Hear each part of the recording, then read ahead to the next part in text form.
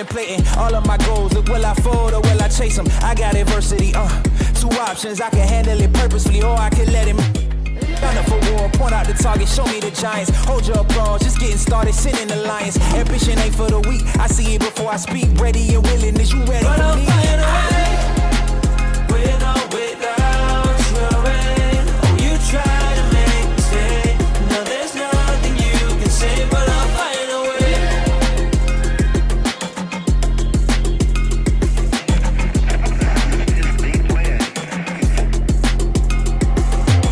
Now I ain't looking for handouts, I'm looking to stand out. Got the vision coming, watch how it pans out.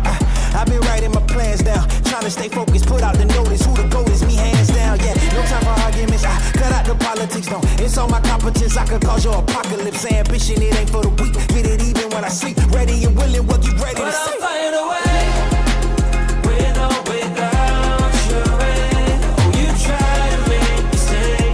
No, there's nothing you can say, cause I'm flying away.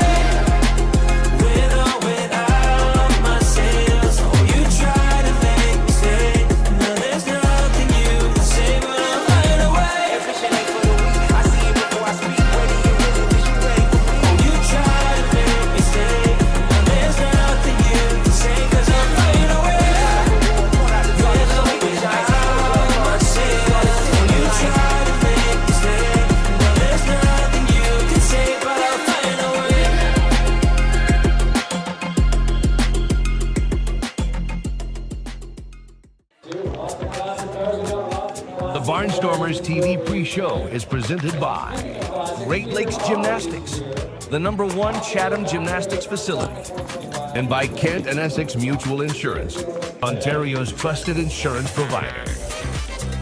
And now, from Fergie Jenkins Field in Chatham, Ontario. Field at Rotary Park.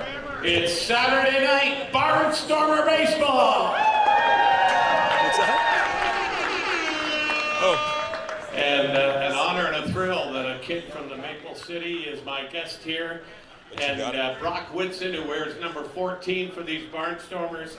Hey, listen. Oh, yeah, I'm all good. A calendar week ago, Skipper hands you the ball on opening day.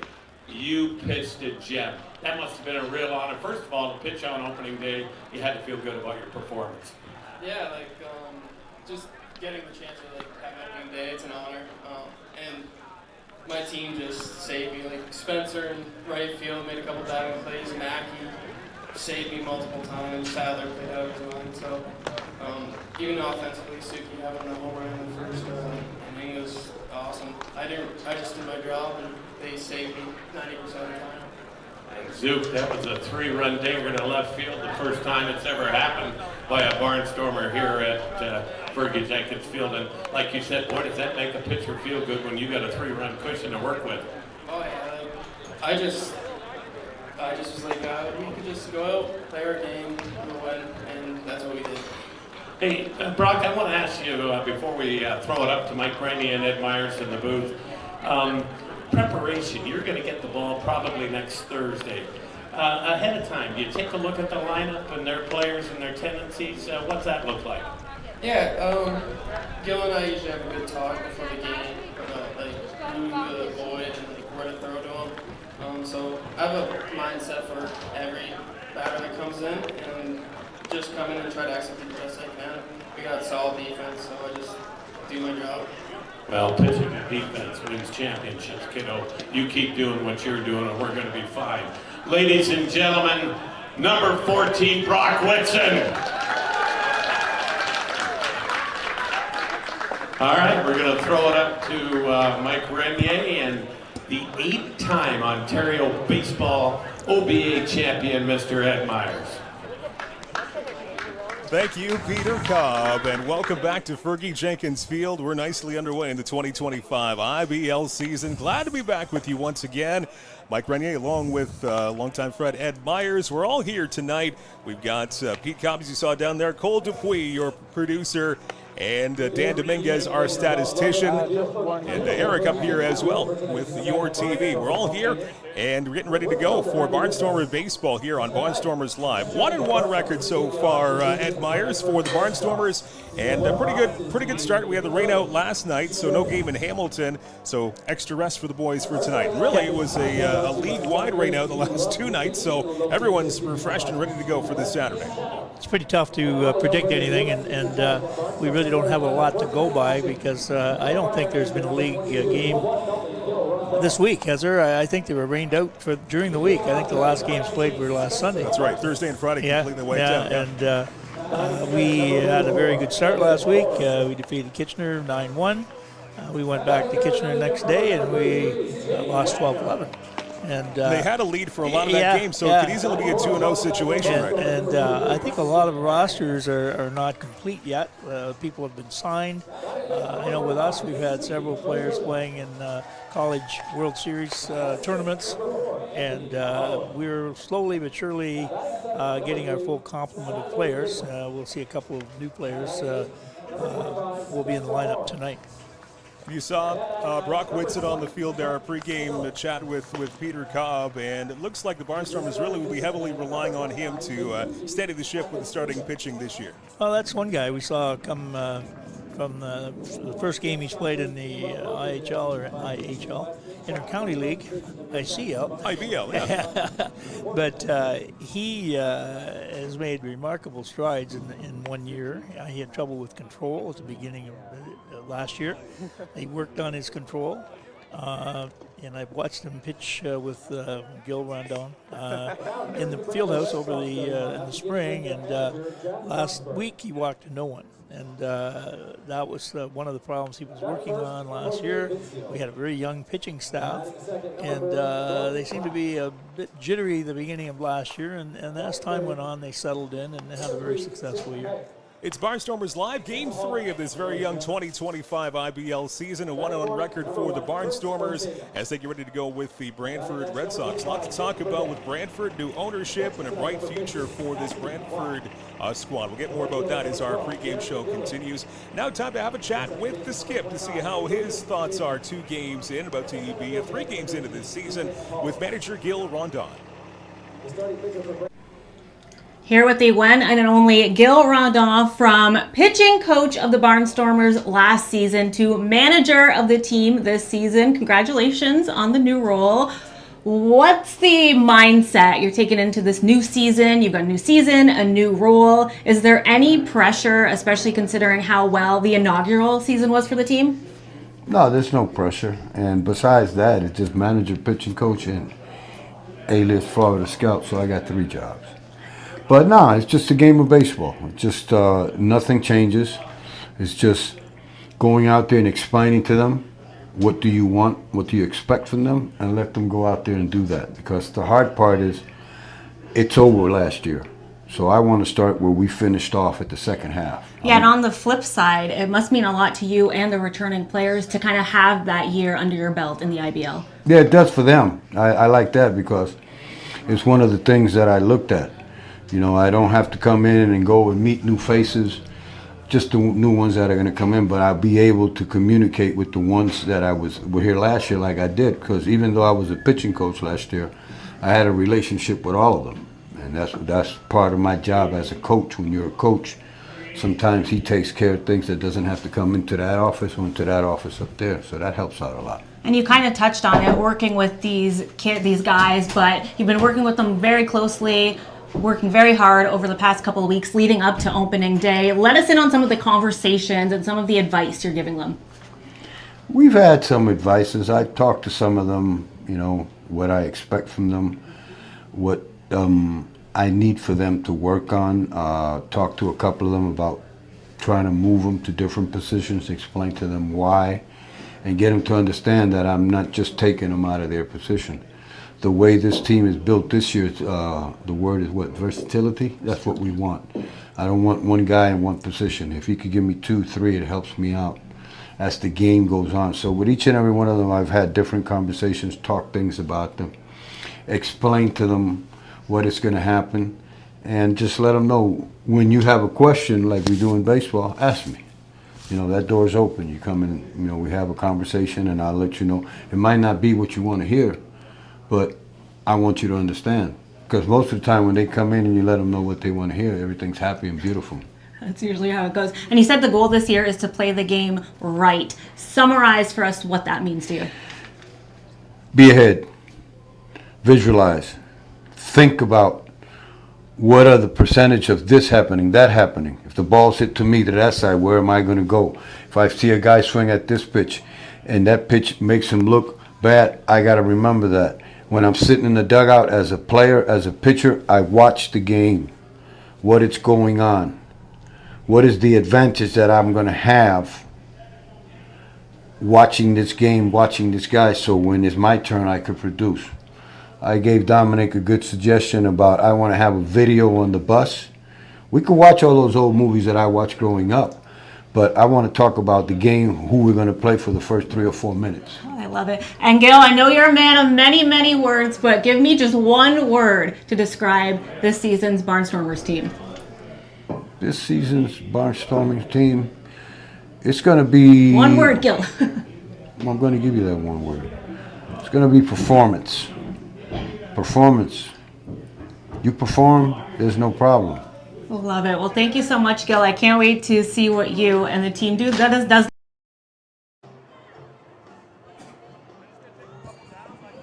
Crowd continues to file in here to Fergie Jenkins Field on really a pleasant, little chilly Saturday night here with the Barnstormers Live. Continues our pregame show. Barnstormers 1-1, getting ready to go with the Brantford Red Sox, a longtime franchise here in the Intercounty Baseball League. Mike Renier along with Ed Myers once again on this Saturday evening. And your starting pitchers tonight for the Brantford Red Sox, getting his second start of the very young season, Nikolai Arbach will get the call for the Sox. He's got a 3.60 ERA in this very young season, 5 Ks, 6 walks right now. So the Barnstormers will have to be patient and find their pitch tonight. I think, as we said earlier, it's a young season and it's a long, condensed season, and there's a few things that are just going to have to get sorted out and filtered through the system before we can find out who's who. And for the Barnstormers, this is going to be a treat. They've really started to bolster their starting rotation for 2025 in a trade with the Hamilton Cardinals, bringing over Mizuki Akatsuka. He gets a start tonight, and we'll find out when he pitches on the right side of the mound and when he pitches on the left side of the mound and when he does that. It's very unique. I've never seen it until last year when he pitched for Hamilton, and he has to choose. He can only throw right or left-handed to each batter. He can't change in the middle of a batter, and he basically will pitch right-handed to right-handed hitters and lefty to lefty, and we'll see what happens. And as you saw on the screen there, you want to get that ERA down a little bit. Again, very, very early in the season, but a 7.71 ERA. He's going to have to work on that a little bit, maybe a bit of control as well. 4 Ks versus 3 walks. Yeah. And again, who knows what happened last Sunday in Kitchener, and I heard it wasn't a very pleasant day to be playing baseball, and we've had some really rare weather around these parts in the last 10 days to 2 weeks, and he's an experienced pitcher. He's pitched in Japan and pitched here for 2 years, and let's give him a chance to see what happens. Yeah, the weather has not been good for anybody in the IBL in the last couple of weeks to kick off this season. No. Last week at this time, if you people watched the game, if you're here or watching on TV, the wind was incredible. The flags were blowing straight across to the left field pole. We'd see a fly ball go up to right field, and we'd be waiting for the right field to catch the ball, and the left fielder would catch the ball. It was very disconcerting at that moment. Starting lineups tonight for the Brantford Red Sox and the Chatham-Kent Barnstormers. Brantford, you'll see them, of course, up first in the top of the first. It is going to be Jose Vinicio. He is your shortstop. He'll bat first for the Sox. Batting second in right field is Brody Black. Tim Holick is your third baseman, batting third. At first and batting cleanup is Chris Ortega, your designated hitter, a big power hitter. He's having a bit of struggles at the plate so far. Very early, Nick Burdett. The catcher tonight is Watt Cassidy.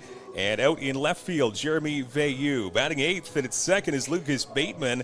And batting ninth and in center field is Ethan Pullis. And as we talked about, Nikolai Arbach, is your starting pitcher.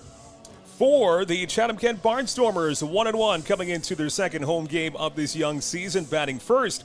And he is a stalwart in center field. He's Spencer Marcus. Batting second at second base tonight will be Evan Morrison. At first, Timmy Wagner. We'll get to know him through this 2025 season. He's in the number 3 hole. Cleaning up and in left field is Braxton Haggith. Your catcher, Mitsuki Fukuda. Certainly a fan favorite here in CK.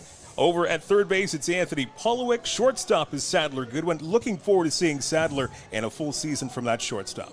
So he is in the 7 hole tonight. Spencer Moran bats 8th in right field, and your designated hitter and batting 9th is Trent Sillitz, and Masuki Akatsuka, your pitcher tonight for the Chatham-Kent Barnstormers. Close to opening pitch, and Ed Myers, your keys to the game tonight. What do the Barnstormers have to do to keep Brantford in check? Well, I think the keys to the game this time of the year to get ahead of the batters from the pitching point of view, and if they're ahead of the batters, eliminate walks, and that's always good for any pitcher at the start of any game, and get some consistent hitting. We really don't know who the consistent hitters are going to be. It's really early in the year.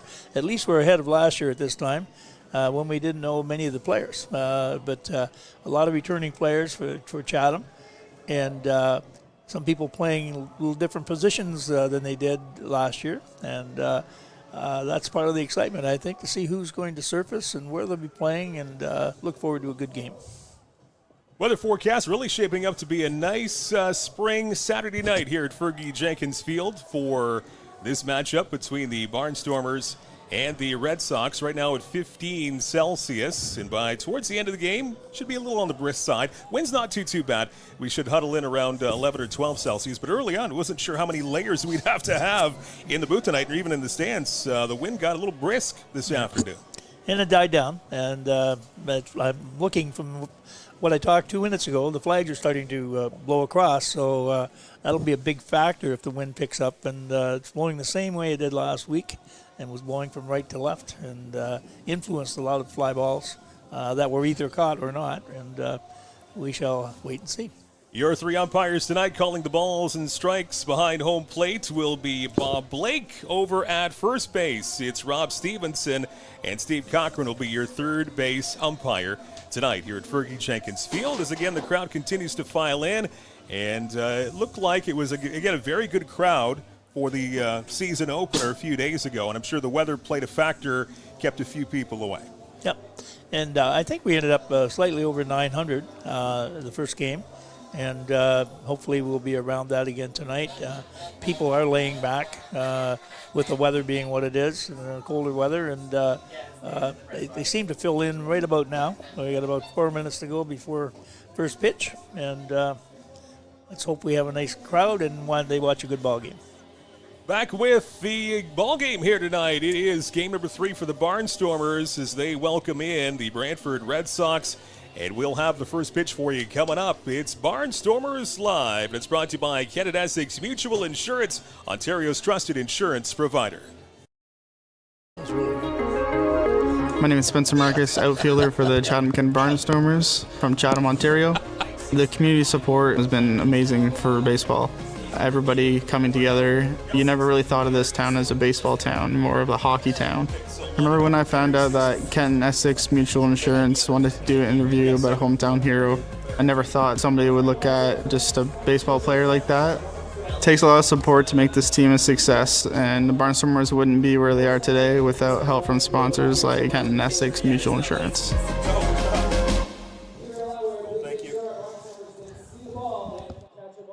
Whether personal, agricultural, or commercial, Inyo Pest Advisors are here. Inyo. Bigger than bugs.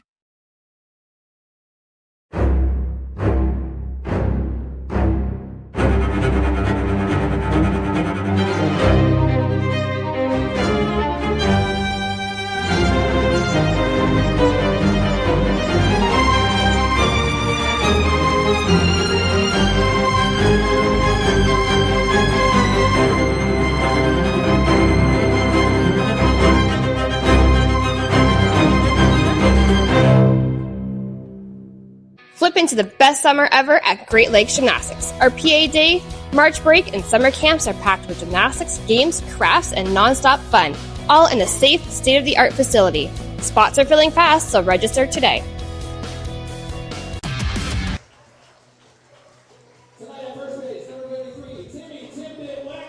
Back here at Fergie Jenkins Field, Barnstormers Live, the second home game of the 2025 season.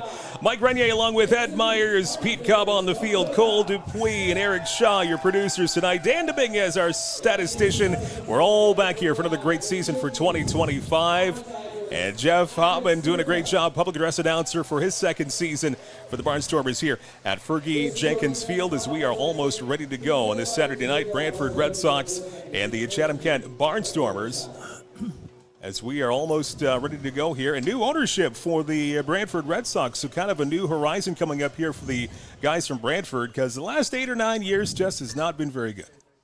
Yeah, they've had a few losing seasons in a row. Of course, we're fairly new to the league, and we only knew them from last year, but hopefully they'll have a successful campaign. As we go back to the field, more on Brantford coming up for O Canada here.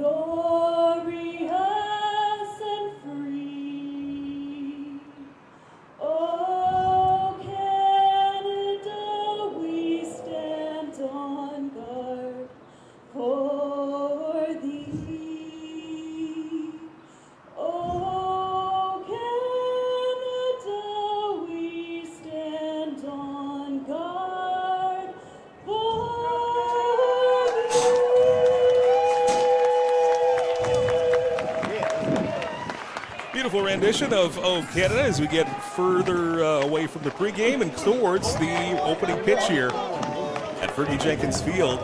It's the Brantford Red Sox and Chatham-Kent Barnstormers just a couple of minutes away, but that new ownership led by Terry Smith. And so looking for some optimism in Brantford after not being in not last place, if I could use as many double and triple negatives as I could, since 2017. So it's been a long time since the Red Sox have not been in that last spot in the IBL. And they have a very rich history of in the league. And for Brantford itself, Brantford has always been a really strong baseball town. I've had many games between Chatham teams and Brantford teams over many, many years. And we would like to see them, wish them nothing but good luck this year. As warming up again, the switch pitcher for the Chatham-Kent Barnstormers getting his final few tosses in, Misuki Akatsuka. And he's got 7 innings so far under his belt. In 2025, he's going to have to work on the ERA a little bit, as we mentioned in the pregame show, 7.71 as he's doing his warm-ups now for both sides of the mound. But you'd figure a very quick start, and if you can get a quick first inning, that's going to do a lot for Akatsuka. Yeah, I think so. He's an experienced pitcher, and you got to blink when you look out there, and he's throwing right-handed first warm-ups, and then he switched his glove, and now he's throwing left-handed. And I've never seen a switch pitcher before. I've heard of people who can throw right or left. But the irony of him is that when you watch him, he looks like it's a mirror image, righty-lefty. He delivers the ball in the same fashion, whether it's right or left-handed. And I'm not sure if he has a dominant side. He has only done this since his high school days. And it's unique, to say the least.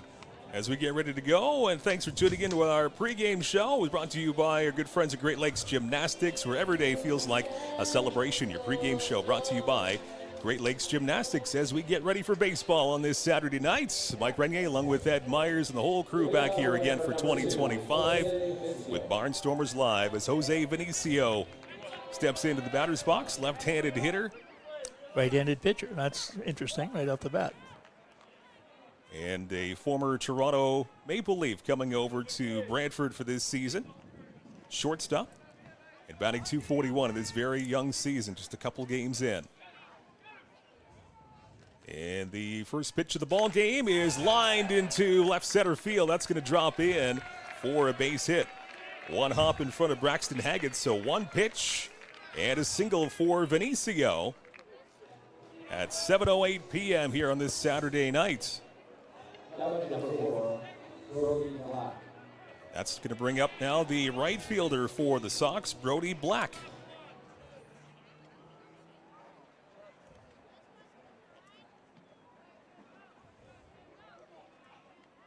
Righty on righty here. Akatsuka's pitch, and that one a little chin music as it brushes back Brody Black well inside. 1 ball and no strikes. So getting maybe some early jitters here for Akatsuka. It's interesting that he's just throwing right-handed to the presently. Whether he's going to switch back and forth, we're not sure. Here's the 1-0 pitch, swing and a miss. Nice placement of the outside part of the plate as well. Blows it past Black. 1 ball and 1 strike with Vinicio on first. And nobody out. Nicely underway here at Fergie Jenkins Field on this Saturday night. And the 1-1. This one skied off to the right-hand side. Well out of play. Well foul. And Akatsuki gets ahead of the count for the first time tonight at 1 ball and 2 strikes. Full schedule on this Saturday. 4 games in the IBL. One of them rained out. In Kitchener, the Welland Kitchener game postponed due to rain. Lots of rainouts in the last 3 days. Here's a 1-2 pitch, swing and a miss. He struck him out to second base. A strike him out, throw him out, double play. Great start for the Barnstormers. What a toss down to second base from Fukuda. And 2 for the price of 1. I believe Ernie Harwell used to say back in the day. And fortunes of the Barnstormers turning around in a flash there. Got a good jump, and Fukuda has got really, really quick feet and a very strong arm. And we certainly witnessed his ability with that throw to second base. Great play by Fukuda. That brings up Tim Holick in the 3rd hole here for the Red Sox. His first pitch rides low and inside. Ball 1. So a strikeout for Black, and after that leadoff single for Vinicio, he gets cut down at second. Beautiful throw from Fukuda.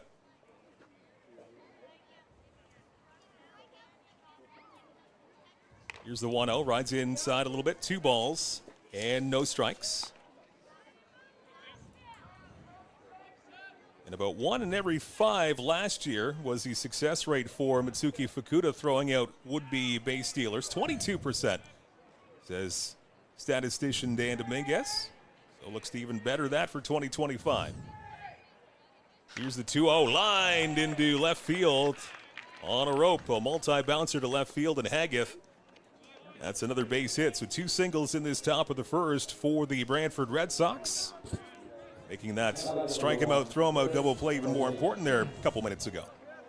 For sure, you don't want them to come up with a big rally in the first inning. You want to get through the first inning and establish yourself and get ahead of the game. Brings up the cleanup hitter now for Brantford. It's Chris Ortega. At first base defensively, sweeper goes outside and low from Akusaka. 1 ball and no strikes.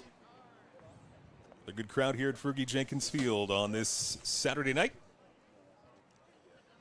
Looking forward to our new bleachers that are supposed to arrive the end of the month, which will be the extension of the first base dugout. So another approximately 600 seats for viewing the ball games. It'll be quite a welcome addition to this park. So that's going down the right field line, and that's going to move a bullpen. The visitors' bullpen is placed out behind the right field fence. So a little bit of adjusting here at Fergie Field for the second year. Yeah, and it'll be for the better, for sure. Yeah, we need to have places for people to sit. Here's a 1-1. Again, this is line foul behind us. And Akatsuka getting ahead of the count once again. 1 ball and 2 strikes on Chris Ortega, the cleanup hitter for the Brantford Red Sox. I was thinking of the old axiom, build it and they will come. Last year they came, now we need to build bleachers. Right. Because we had no place for them to sit some games. The backwards wisdom, but it certainly worked out in year 1, and lots of optimism for year 2. This one popped up on the left field side, the left-hand side. It's going to go well foul over the dugout. And the count remains 1 ball and 2 strikes on Chris Ortega, as Akatsuka tried to get him on the hands, and certainly did. Picking the pitches up, a couple of guys teed off line drive singles to left field. But I say it's early yet, and it looks like he's chosen to throw right-handed. No tip on why or what his plans were. Here's a 1-2 pitch, and this one bounced to third, and that just goes foul the last second. On the other side of third base, the bag, so Ortega comes back, and the count will remain 1 ball and 2 strikes. Tough call for the home plate umpire with a 3-man crew, where the third base umpire is at second base and not making the call on a foul ball going over the third base while you're umpiring home plate. It's multitasking and very difficult call. Bit of an equipment adjustment now for Chris Ortega. 1 ball and 2 strikes to count on him. Runner at first is Tim Holick. 2 are out here in the top of the first, still scoreless in a slight breeze. Not much to speak of here at Fergie Field. For sure. Here's the 1-2 once again, and slider just dips out of the strike zone at the last moment, outside and low. Back even, 2 balls and 2 strikes. Busy weekend here in CK. Of course, Retrofest keeping busy, downtown busy earlier on today. And lots going on. Couple of Barnstormers games here too this weekend. 2-2 is stung to third. Nice pickup in the hot corner. On to first, and that will do it. And retire this side. Third, it's Anthony Polowick across the diamond. And a couple of hits, nothing more. We go to the bottom of the first here at Fergie Jenkins Field. It's Brantford nothing and Chatham-Kent nothing. You're watching Barnstormers Live.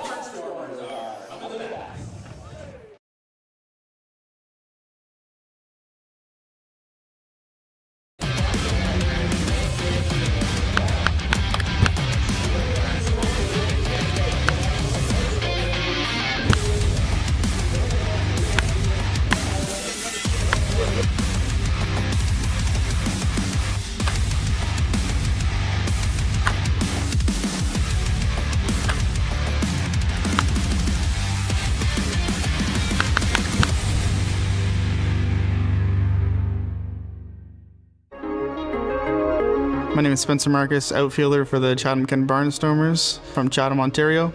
The community support has been amazing for baseball. Everybody coming together. You never really thought of this town as a baseball town, more of a hockey town. I remember when I found out that Kent Essex Mutual Insurance wanted to do an interview about a hometown hero. I never thought somebody would look at just a baseball player like that. It takes a lot of support to make this team a success, and the Barnstormers wouldn't be where they are today without help from sponsors like Kent Essex Mutual Insurance.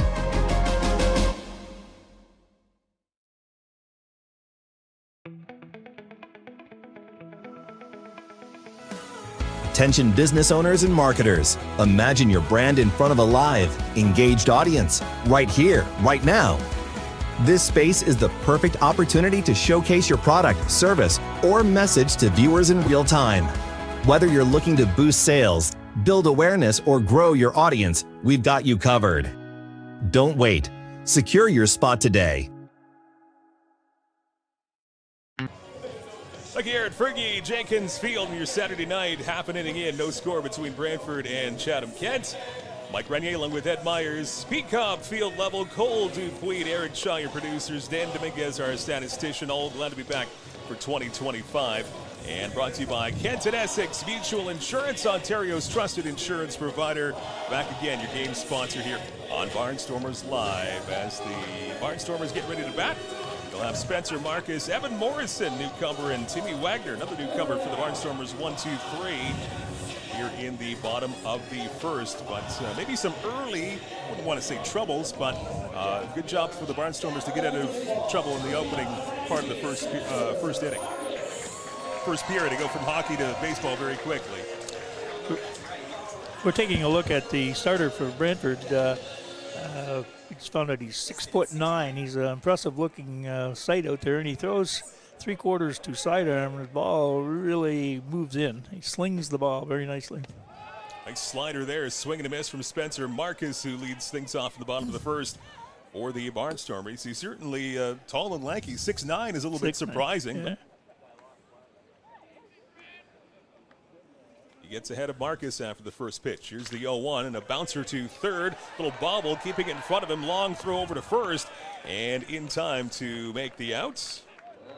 That was Tim Holick keeping ball in front of him and able to retire Spencer Marcus on the ground out. So 1 up, 1 down here in the bottom of the first.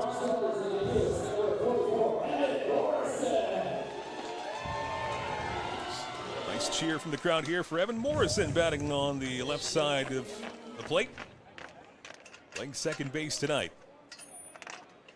This is one of our newcomers. He's signed in the wintertime, but there he goes. On the hands, grounded to short. Kind of a tough play, and can he beat it out? Oh, just half a step. They got him. And that's Jose Vinicio, some great range at shortstop. And a nice fluid motion over to first. Good hustle down the line there from Morrison, but he's out by half a step, so quickly 2 out here for the Barnstormers. He is just off the NAIA playoffs with Grand Valley State in Michigan, and this is his first week with the Barnstormers, and he's from Mitchell, Ontario, and we're looking forward to seeing him play. Arbach hits the outside part of the plate. First pitch to Timmy Wagner, the first baseman for the Barnstormers.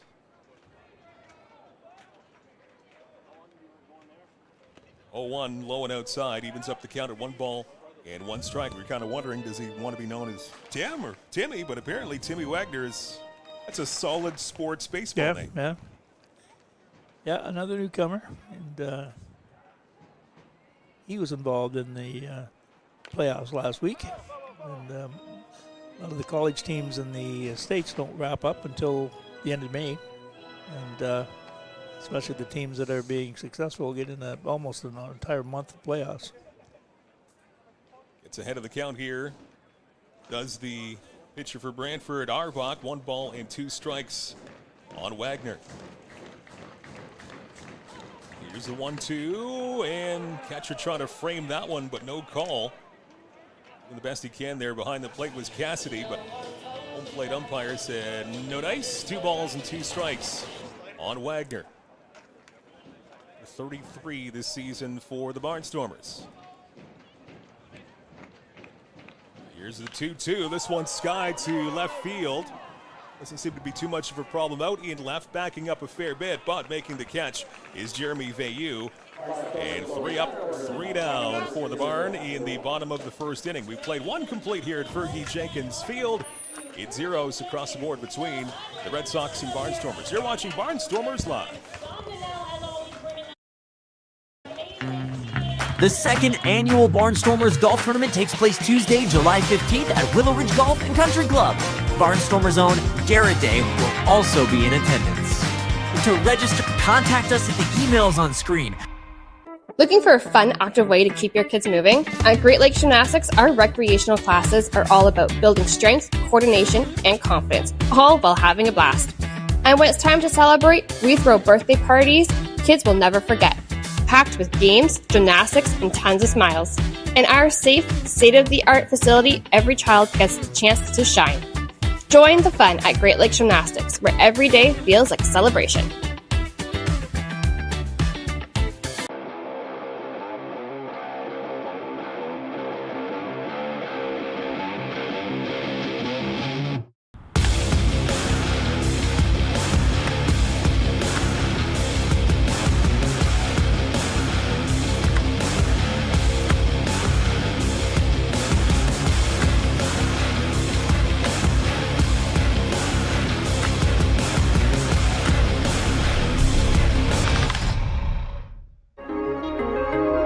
My name is Spencer. Back here at Fergie Jenkins Field, start of the second inning. It's scoreless between the Barn and the Red Sox. And brought to you by Kent Essex Mutual Insurance, our good friends, Ontario's trusted insurance provider, bringing you Barnstormers live for the second consecutive season here in the IBL. And Ed, pretty good first inning for both teams. Getting out of jam early was Akatsuka for the Barnstormers. And looking for his second inning of work, and he's going back to the... Is he going to the left side of the mound? We'll have to see with each passing batter, right? Yeah, we were talking to Harry Muir at between innings, and he said he not necessarily doesn't always throw left-handed to left-handed batters. It's situational. Lefty versus lefty here. Again, Akatsuka, a switch pitcher. We saw him. Actually, our jaws dropped a little bit when Hamilton came to town last year. Yeah. And now the Barn acquired him from the Hamilton Cardinals. Here's the 1-0 pitch now to big Nick Burdett. I wish we could get his glove and show people what his glove looks like. It's got a big web in the middle and one on each side. He doesn't have two gloves. He simply flips it from his right hand to his left hand and throws with the other hand. Burdett up at the count, 2 balls and no strikes. Here's the pitch from Akatsuka. Again, that sails outside. And Burdett firmly in control of this at-bat. 3 balls and no strikes. Burdett kind of slow. It's only a couple of games in, but a 1-for-11 rate early in this season, but lots to come here. Here's the 3-0. This is way inside, and Nick Burdett draws a 4-pitch walk from Akatsuka. So for the second straight inning, the Brantford Red Sox having the first batter reach base. That's a big guy.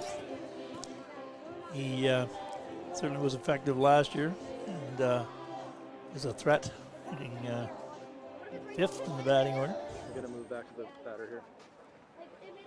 Similar situation from inning number 1. Runner at first, nobody out. Cassidy Watt and a swing and a foul back off of the tip of the bat.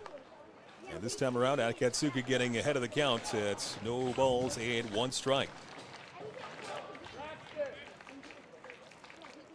So important to get ahead of the batters. Most pitchers get themselves in trouble trying to be too particular on the first pitch or two. This one catches the outside part of the plate. Nice pitch there. Akatsuka just getting that outside part. Good job by Fukuda behind the plate too. To the catcher, Cassidy Watt. No balls and 2 strikes.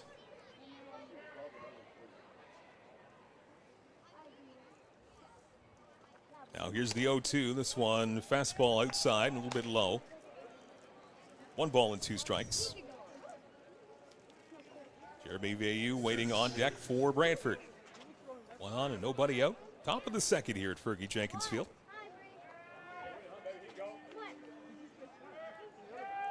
Here's the 1-2 pitch. Swing and a miss. It's in the dirt. And the strikeout for Akatsuka instead of... I guess the first base is occupied, so no running to first. So that is a K for Akatsuka. And that strikeout brought to you by Scott Curry at TD Wealth. Whether you're planning for retirement or starting a new business, Scott's here to help you guide every step of the way with Scott Curry at TD Wealth. And he's a fantastic guy, too. We can vouch for him. I had to add that part in because I forgot a strikeout mention for Scott Curry Wealth Management in the first inning, too. Well, you're even now. You're caught up.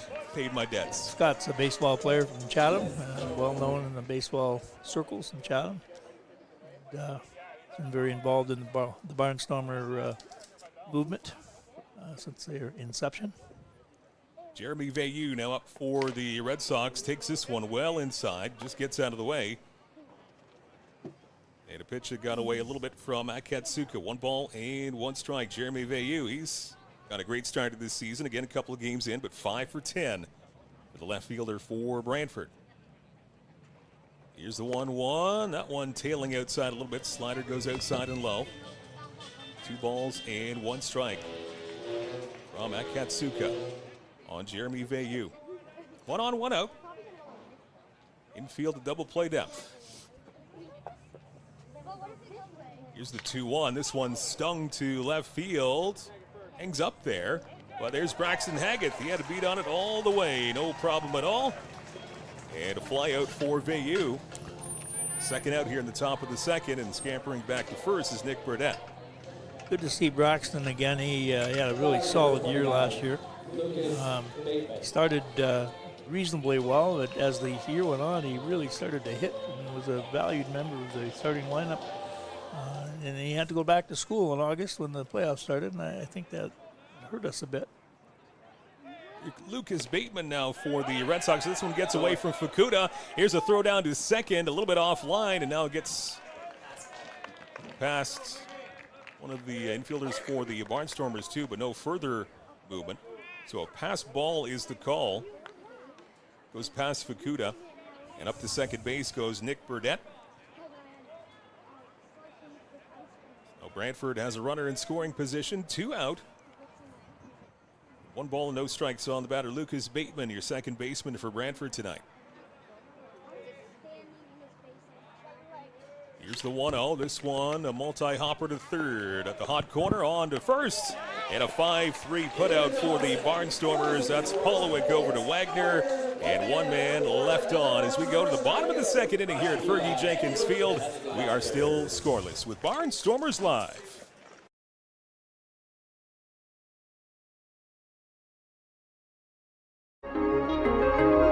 My name is Spencer Marcus, outfielder for the Chatham-Kent Barnstormers from Chatham, Ontario. The community support has been amazing for baseball. Everybody coming together. You never really thought of this town as a baseball town, more of a hockey town. I remember when I found out that Kent Essex Mutual Insurance wanted to do an interview about a hometown hero. I never thought somebody would look at just a baseball player like that. It takes a lot of support to make this team a success, and the Barnstormers wouldn't be where they are today without help from sponsors like Kent Essex Mutual Insurance.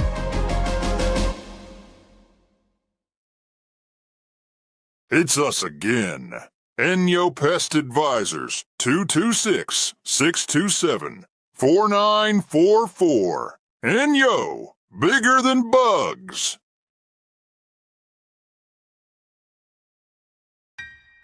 Still selling critical illness insurance. Still selling retirement savings plans.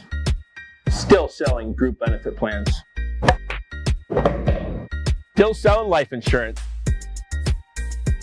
Still selling disability insurance. Are you selling insurance? Not today. Play ball.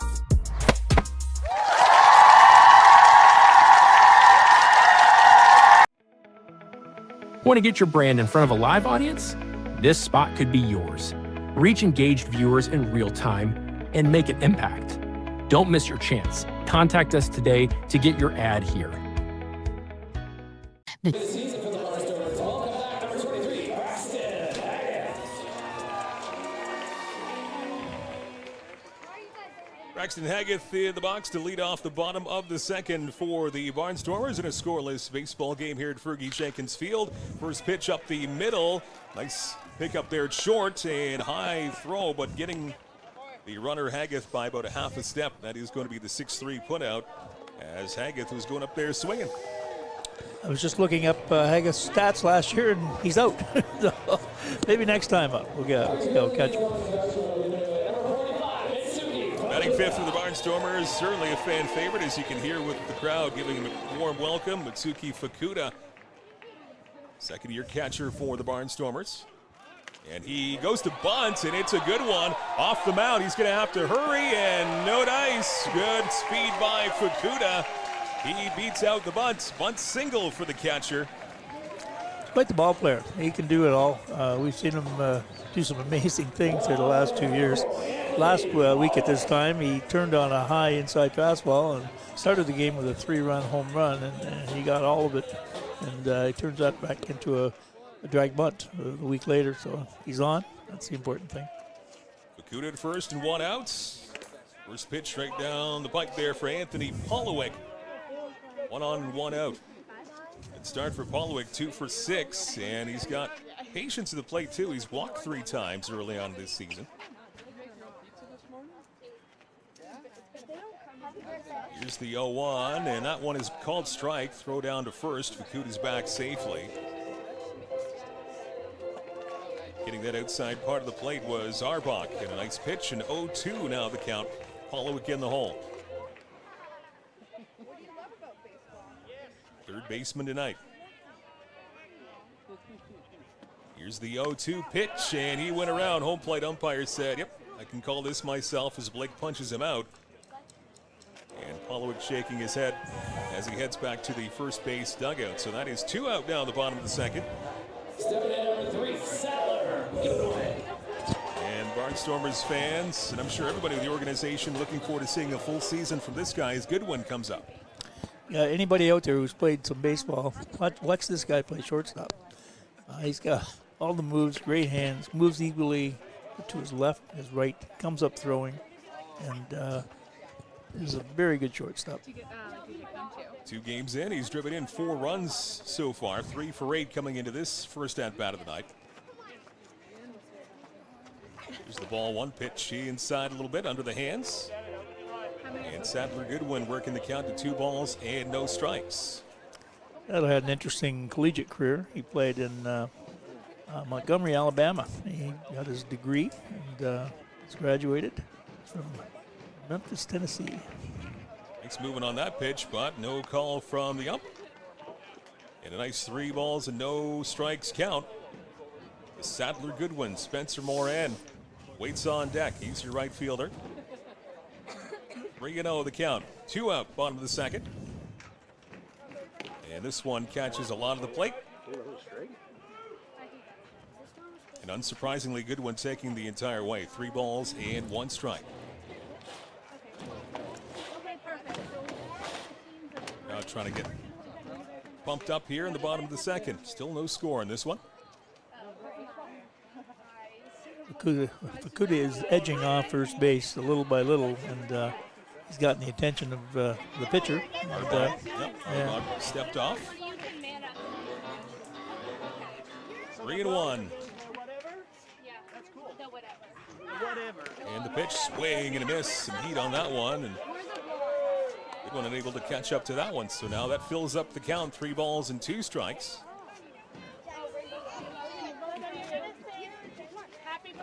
Coming off the first base bag defensively is Ortega. And that one is called strike 3. Going to first base thinking he got the walk was Goodwin, but he gets punched out. The old nickel curve, it once came around the bend, so whether that crossed the plate at the top of the plate or not is the debatable. So Fukuda's left at first, and we have now played 2 innings complete at Fergie Jenkins Field. It's scoreless between the Red Sox and Barnstormers on Barnstormers Live. Help them out, sing along on the count of 3. Let's hear it. 1, 2, 3. Happy birthday to you! Happy birthday to you! Happy birthday to you! Happy birthday to you! You guys sound so good. Tough decision. What team is it going to be?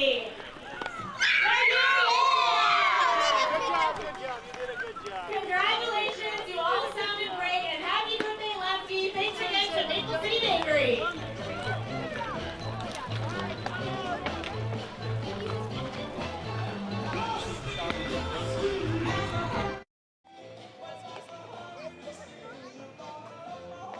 You want your prizes or not? Maple City Bakery.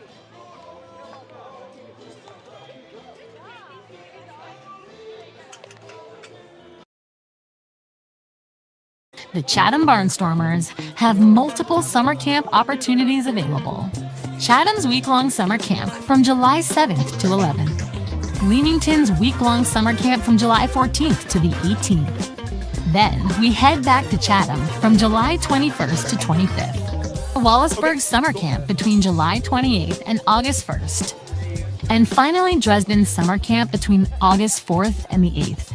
Contact us today at the email on screen. At Great Lakes Gymnastics,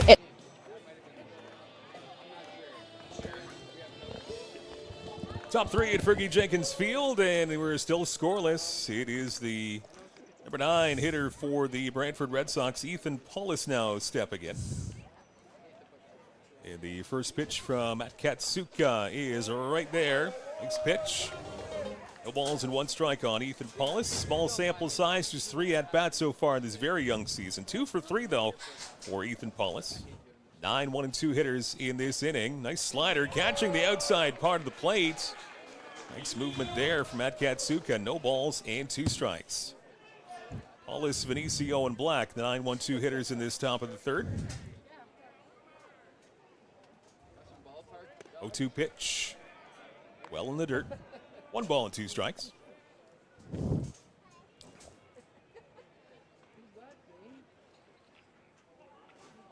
Akatsuka working relatively quickly here at top of the third. 1-2 pitch. Slider goes outside. Count even up to 2 balls and 2 strikes. Flags out there, Ed, in left center, not really moving at all. No, not at all. That's a good thing. So they started to pick up a little bit before the game started, and that's not a good thing. Here's the 2-2 pitch, and this one hit the other way to shortstop. Here's good one. Slick fielder over to first. And 1 up and 1 down here in this top of the third inning. And I think a lot of Barnstormers will be comfortable in the fact that a lot of ground balls hit the short. It's going to be taken care of, no problem, by Goodwin. Well, he also throws, they measured his speed of his throw from short to first. It's 95 miles an hour when he releases the ball. He got a cannon for an arm. And that's where you want that athlete up the middle. And he certainly will fill the need at shortstop. This brings up his counterpart, Jose Vinicio, shortstop for Brantford. First pitch outside for ball 1. Vinicio again coming over from Toronto. He's now a Red Sox. He singled back in that first inning. But he was gunned down by Fukuda trying to steal a base. Goes down for that one and fouls it off a long way along the left-hand side, evening up the count at 1 ball and 1 strike. That was a nifty throw from Fukuda behind the plate to got down Vinicio trying to steal that base. The hidden thing with a good catcher is quick feet. He has really quick feet. He can get himself positioned in a throwing position quickly. Here's the 1-1. Sky to the outfield, center field. Spencer Marcus camping underneath it. And that is out number 2. Easy play out in center field. 2 up and 2 down here top of the third inning. Brings up Brody Black. Second go around for this ball game. Right fielder for the Red Sox. Part of that strike him out, throw him out play that we were talking about. The caught stealing by Vinicio back in the first. First pitch from Akatsuka hit the other way and a line to right field. Backing up and over the head of the right fielder Spencer Moran. He's got to go back to retrieve it. Great throw! And he got him! What a throw from right field! And Spencer Moran, there's your defensive highlight of the night so far, Ed. Certainly was. And you notice shortstop Goodwin played possum. He's standing with his hands at his side, and the ball showed up, and that's basically contributed to the play as well. 2.5 done, just like that here at Fergie Jenkins Field. We're still scoreless with Brantford and CK. Back in a moment with Barnstormers Live. At Great Lakes Gymnastics, it all starts with our state-of-the-art 12,000 square foot facility built to inspire movement, confidence, and growth. From preschool to recreational classes, our programs are safe, structured, and designed to help every child thrive. For athletes with big goals, our competitive team trains year-round with experienced coaches and competes across Ontario. Whether you're just getting started or aiming for the podium, Great Lakes Gymnastics is where greatness begins.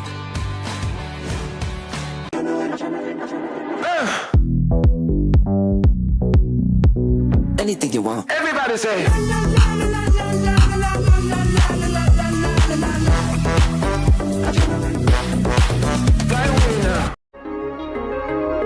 My name is Spencer Marcus, outfielder for the Chatham-Kent Barnstormers from Chatham, Ontario. The community support has been amazing for baseball. Everybody coming together. You never really thought of this town as a baseball town, more of a hockey town. I remember when I found out that Kent Essex Mutual Insurance wanted to do an interview about a hometown hero. I never thought somebody would look at just a baseball player like that, takes a lot of support to make this team a success, and the Barnstormers wouldn't be where they are today without help from sponsors like Kent Essex Mutual Insurance.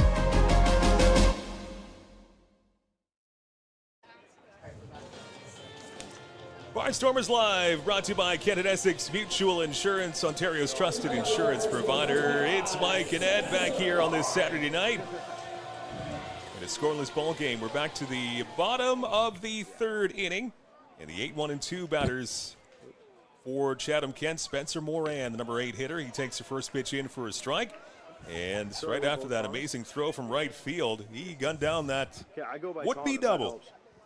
A lot of good plays, all in one sequence. The ball was hit straight over his head. He went to the fence and retrieved it, threw a strike to second base, while his sidekick, Goodwin, at shortstop, played the Phantom Opera, where he's just standing with his arms at his side like there's nothing happening. Yeah. And at the last minute, put his glove up, caught the ball, made the tag. Great play. Good team effort there. He's behind 0-2 on the count here, and he sends this one right back up the middle, past the pitcher, and Benicio bobbles this one as he was ranging off to his left, so the Barnstormers getting a bit of a break there on a very slick fielding shortstop, and Spencer Moran will reach base to kick off this bottom of the third. Pretty sure they score that one a base hit. That was not going to be certainly a routine grounder. So Moran on, and still nobody out here, bottom of the third. Trent Sillett now your designated hitter, batting ninth, and getting his first time at bat here tonight. And this one is going at third base, another great throw, and gunned down, a caught stealing is Spencer Moran. Good throw, that catcher made a great throw as well. They're going through the ball, coming up throwing, and he's got a really strong arm. No question, second base, he was out. Cassidy Watt able to get a great throw down to second, so another caught stealing here tonight. That wipes out the single. And a good pitch there on the slider. 1 ball and 1 strike here. Trent Sillett, your designated hitter. 1 out, nobody on. Still scoreless, bottom of the third. That one sailing outside and low. 4-game schedule in the IBL here on this Saturday. 1 has been rained out in Kitchener, as the Welland Kitchener game postponed due to wet conditions. 2 others have gone final. Those are foul off to the right-hand side. London beating Barrie 6-3, and so the Barrie Baycats now 0-3 after they win the championship. Of course, it's extremely early, but they came out of the blocks really strong last year. They were leading the league for the first half of the schedule. This one a swing and a miss, and Sillett strikes out for the second out of this bottom of the third. The other game earlier on today, as the Guelph Royals beating Toronto 7-4, so Guelph gets their first win of the campaign. They're 1-2 as they defeated the Maple Leafs 7-4. This is the nightcap in the IBL on this Saturday night. Back to the top of the order. Here's Spencer Marcus. He grounded out to third base his first time up. Takes the first pitch in for a strike. Spencer had a great first year with the Barnstormers last year. Second in the league in batting with .365. Led the league for the greater part of the summer. And he was voted... and he punches this one right center field between the fielders. And now goes all the way to the wall. A little slow rounding first, but still jogging into second with a stand-up double. Spencer Marcus as he goes the other way. And you couldn't split those two outfielders any more perfect between center and right field. Perfectly cast right between them. I was saying what a year Spencer had last year. He was also our Barnstormer most outstanding player. That's winning the Boomer Harding Award, the first annual, and generally is a really solid ball player. He can play both offensively and defensively, and contributed to the Barnstormers' season last year in a big way. So he's in scoring position for Evan Morrison, and sweeping slider there goes inside and low. But it was tucked in. Morrison grounding out to third base, to shortstop, his first time up. So I would hear the hit, but I had no idea. Barnstormer for 2025. Small lead for Marcus. Now medium lead for Marcus at second base. And enough of a lead to get a balk from the pitcher. Nikolai Arbach as the second base umpire, quickly making the box sign. So off to third base goes Marcus. I didn't see it. Sometimes they can be really subtle. Just a little flinch here and there could be the whole reason for the balk. Morrison up, 1 ball, no strikes, and now to leave it up right there as it catches the outside part of the strike zone, 1-1. So now the first run of the ball game just 90 feet away. And Spencer Marcus still scoreless, bottom of the third. 1-1, great movement. Lots of sliders from Nikolai Arbach, just kind of floating out and then coming right back into the strike zone. The arm angle is, I say, between half sidearm and 3/4, and there's a big break on that release. 1-2 pitch from Morrison, and that one off the end of the bat and dribbles off to the left-hand side. Took that one right out of the catcher's glove. It's really undecided. Busy weekend here. Of course, the rain out in Hamilton last night. Another game tomorrow afternoon. Guelph Royals will be in town at 2 o'clock. Chris McLeod will have the call along with Ed Myers tomorrow. Right here on Barnstormers Live. 2 balls and 2 strikes as that pitch goes a bit outside to Evan Morrison. Timmy Wagner waiting on deck, hoping to get a turn here in this bottom of the third. Here's the 2-2 pitch, and this one inside out, left field. This might not be an easy play to left, but nice speed coming in and making the catch, Jeremy Veilleux, to end the bottom of the third. So now we've played 3 innings complete here at Fergie Jenkins Field, and we are still scoreless. Between the Red Sox and Barnstormers, you are watching Barnstormers Live.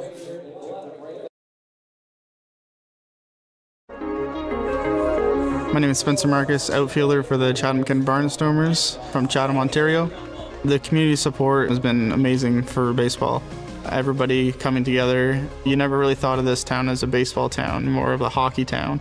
I remember when I found out that Kent Essex Mutual Insurance wanted to do an interview about a hometown hero. I never thought somebody would look at just a baseball player like that. It takes a lot of support to make this team a success, and the Barnstormers wouldn't be where they are today without help from sponsors like Kent Essex Mutual Insurance.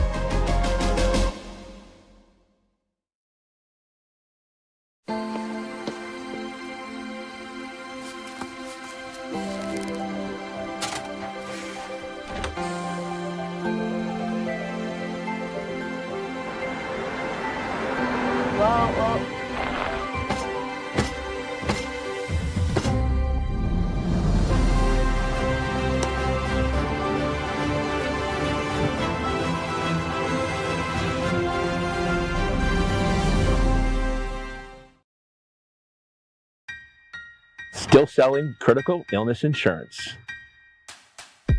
Still selling retirement savings plans. Still selling group benefit plans.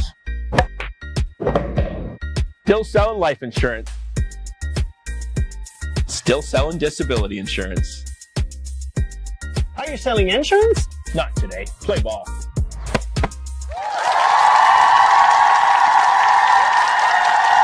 Enyo Pest Advisor.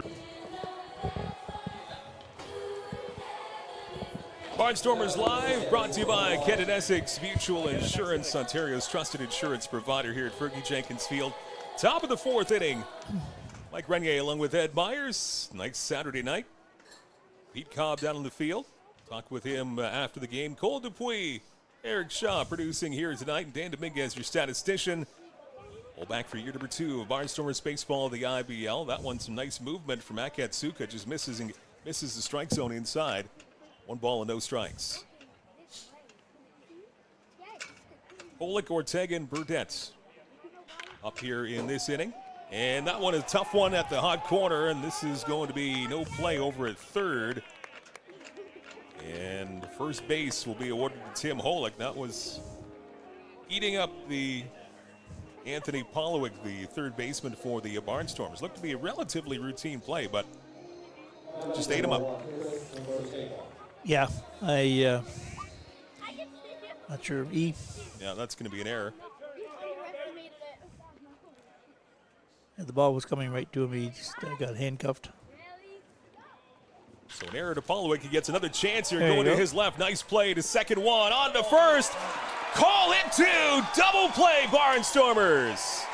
That's how you do it. You have an error, and the very next pitch, you make up for it. You turn a double play. That's right. Textbook. Draw him up. It was just that easy, right? Made a really good play on going to his left. Made a strong throw to second base. Turned well by our second baseman. I'm forgetting his name right now. Morrison. First game for Morrison. So you got to forgive me. Oh, you're forgiven no matter what. You're Ed Myers. You're forgiven no matter what. Again, good movement there from Akatsuka pitching left. Lefty on lefty here to Nick Burdett. Should be able to see the batter. Just like that, nobody on and 2 out. Top of the fourth. Swing and a miss, a little off-speed pitch. It appeared there to Burdett. And that was a home run swing for that lefty power hitter. Well, with the short right field porch here, it's not hard to believe why he would throw lefty to the left-handed power hitter. Not really sure if there's a pattern to why he's throwing right or left at this point in time. It's not right on left and left on right. That's sort of random. He probably just wants to throw all of us off. You know, he's doing a good job. Here's a 1-2 pitch to Burdett. And this one flying high to right field. This is deep in the corner, foul territory. Oh, no. Yeah. And out of the property here. But luckily, well foul. Off the bat, it gave you a bit of a scare. Right. That's the shortest part of the ballpark, right down that right field line. I'm not sure what the dimension is. It's supposedly painted out there, but I can't see it. It's too far. 1-2 pitch once again. Swing and a miss. He struck him out. Another strikeout brought to you by Scott Curry of TD Wealth. Whether you're planning for retirement, starting a new business, Scott is there to help you guide every step of the way with Scott Curry of TD Wealth. Another strikeout, and we are done 3.5 here at Fergie Jenkins Field. Still, we're scoreless on Barnstormers Live. Inyo Pest Advisors, serving all of southwestern Ontario, where you live and where you work. Inyo, bigger than bugs. Let me into my zone. Please don't let me into my zone. Let me into my zone. Let me into my zone. Let me into my zone. Please don't let me in. Yeah. Can't answer my phone now. Just leave it there, that tone. Ballin' can't beat me up, cause I'm back in my zone now. Cause I'm back in my zone now.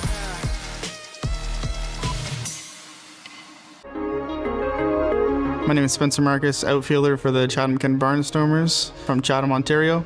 The community support has been amazing for baseball. Everybody coming together. You never really thought of this town as a baseball town, more of a hockey town. I remember when I found out that Kent Essex Mutual Insurance wanted to do an interview about a hometown hero. I never thought somebody would look at just a baseball player like that. It takes a lot of support to make this team a success, and the Barnstormers wouldn't be where they are today without help from sponsors like Kent Essex Mutual Insurance.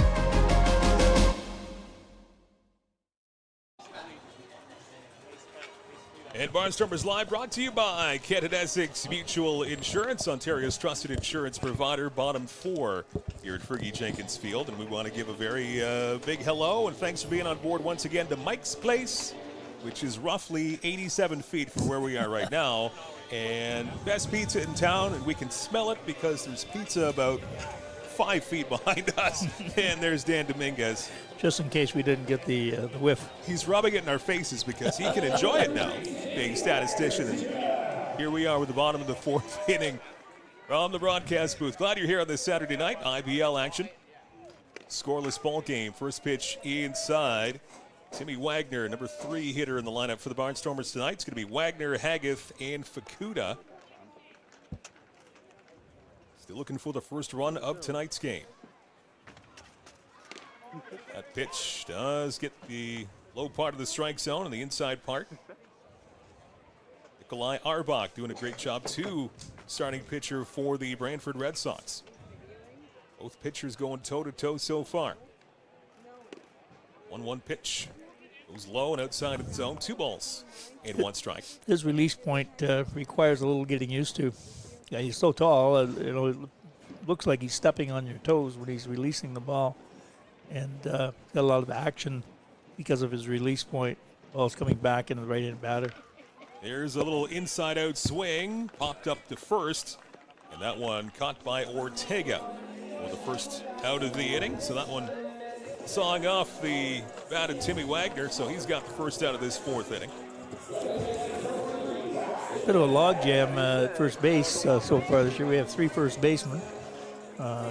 Timmy, I guess, can play virtually anywhere from the early reports, but Costantino has been playing first base from gentleman from Ottawa, and also Trent Sillett played a majority of games last year. Here's a liner to center field, medium depth, and right there, pretty much hit it right at the direction of Ethan Paulus in center field. And Paulus, no trouble with that one. So a quick out, and Braxton Haggith. That will bring up the catcher, Mitsuki Fukuda. Trying to keep things alive here in the bottom of the 4th inning. Still scoreless, no runs, 3 hits. And an error for Brantford. No runs, 2 hits, 1 error for the Barnstormers. First pitch to Fukuda. Just a little bit low for ball 1, despite Watt trying to frame it for a strike. But umpire Blake doesn't give him the call. All right, let me explain to you.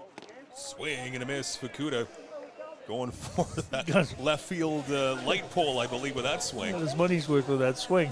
He almost fell on his face when he came through. Very versatile at the plate. He had a bunt single, perfectly placed bunt single back in the 2nd inning. Along with that big power. Here's the 1-1 off the end of the bat and fouled off to the right-hand side this time. Nikolai Arbach has the lead in the count here. 1 ball and 2 strikes. He's in the driver's seat in this situation. Catcher set up outside. 1-2, and this one is fouled off to the left-hand side. So he's spraying the ball to both sides. He's a very consistent hitter last year. He made contact most of the time. Didn't strike out much.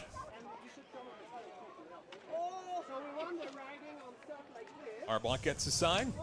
Here's the 1-2, and this one again fouled off. Seems like he's alternating foul to the first base side and third base side. This one will be right to center field base hit. Right up the middle. Well, if you call this shot, buying lottery tickets tonight. Yeah. 1 ball, 2 strikes to Fukuda. Still scoreless, bottom 4. Here's the 1-2, and this one's got off the end of the bat, right-hand side. Looks like it's going to be playable, and it is into the glove of Chris Ortega to bring it into the 4th inning. 4 complete, moving pretty quickly here at Fergie Jenkins Field. We are still scoreless, Brantford and Chatham-Kent. You are watching Barnstormers Live. Let's go. Sorry?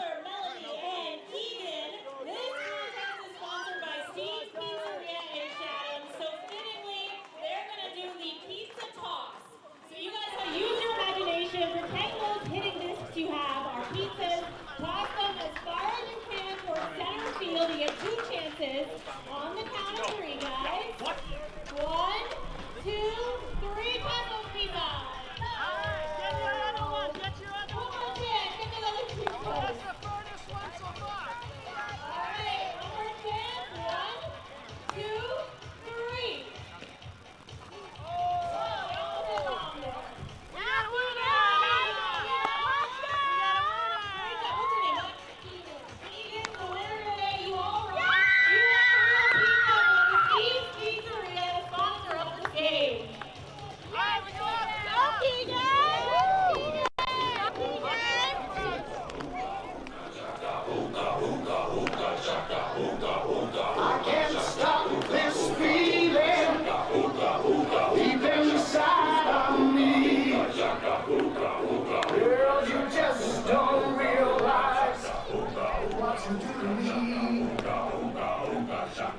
When you hold me in your arms so tight.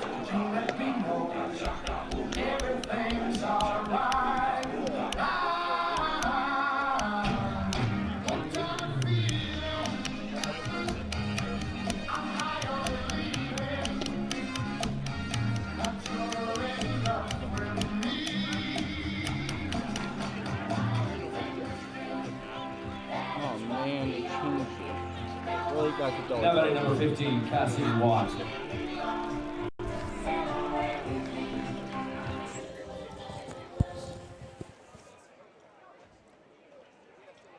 Back here at Fergie Jenkins Field, Barnstormers live. Glad you're here on this Saturday night. We've got a good one. Scoreless into the top of the 5th inning with Kent Essex Mutual Insurance, Ontario's trusted insurance provider. Barnstormers live for your second straight year. And a nice pitch there from Matt Katsuka, getting the call from the home plate umpire, Blake. No balls at his strike. Cassidy Watt. And this next pitch skied high in the air off the end of the bat, middle of the diamond. And again, the sure glove of the shortstop, Sadler Goodwin. He can pick up a ground ball, and able to camp under that easily, too. One up and one down here in the top of the 5th inning. So again, we've mentioned it a couple of times, we're seeing a full season of Sadler Goodwin is going to be a treat for these fans here at Fergie. Sure is. He stabilizes the infield for sure. And we're seeing a couple of, well, the right side of the infield have not played until tonight. We're seeing them for the very first time. So. Jeremy Veilleux now up for the Brantford Red Sox. Takes a slider in for a strike.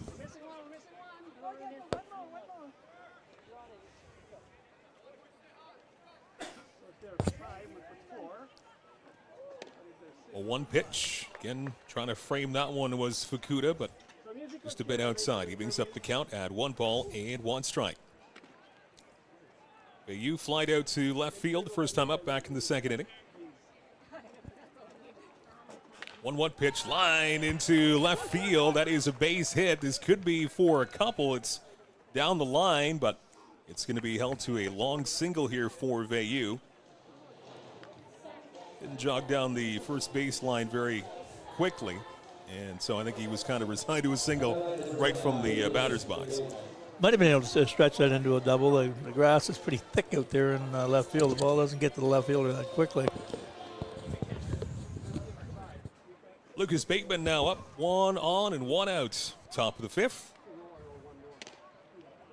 Pitch catches the outside part of the plate once again. Called strike. At Katsuka again. So far, a very quality start. Both pitches along with Arbach for Brantford. Swing and a miss. Throw down to first, and that's a close one. Getting back there just in time was Veilleux. Good eyes there from Fukuda. Try and get him napping at first. And Akatsuka now ahead of the count. No balls and 2 strikes. Veilleux at first. Bateman at the plate, and Paulus, number 9 hitter, waiting on deck.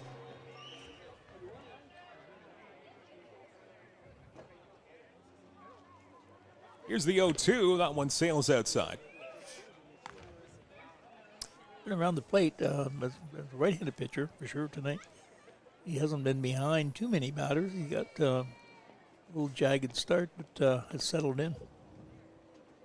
Here's the 1-2 pitch, and wanting that call there, but just low and outside of the strike zone a little bit. Evens things up now, 2 balls and 2 strikes. Before the game, we mentioned that Akatsuka coming in, 7 innings pitched, a high ERA, and giving up 3 walks and 4 Ks, but he is proving to be much more steady tonight.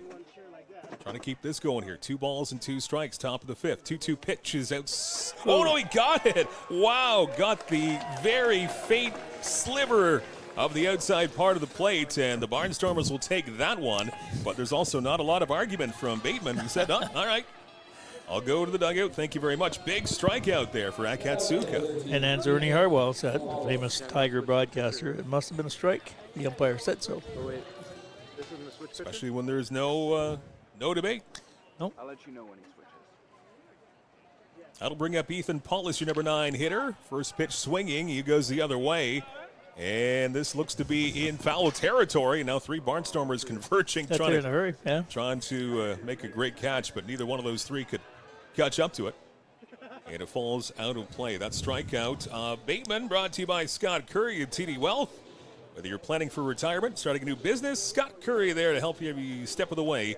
TD Wealth. 2 out. Runner on at first here, top of the 5th. We're still scoreless at Fergie Jenkins Field.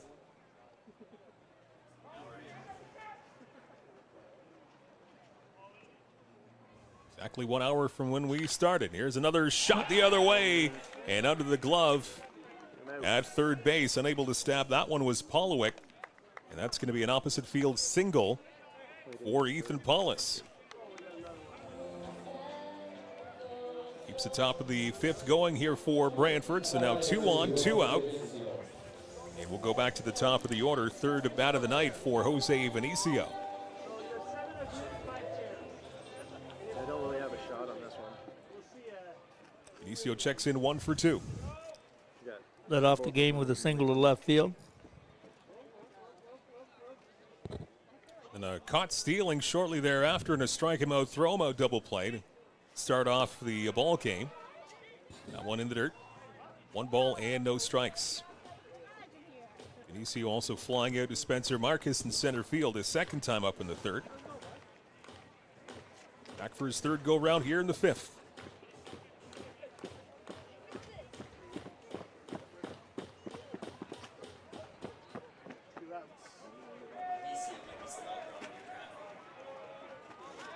Now they go to second to try and pick him off, and oh, he thought they got him, but the umpire says no. He gets back just in the nick of time. Barnstormers players and all the fans thought it was a pickoff at second, but Steve Cochran was right there, and he was quick to put up the palms and say safe. It was bang bang for sure. Well executed pickoff attempt. Razor thin. But still, first and second, 2 out. 1-1 the count. The pitch jams him. High fly ball to right field. Medium depth, moving over, making the catch is Moran. And that's going to do it. That is your third out. So little mini rally there for Brantford gets snuffed out.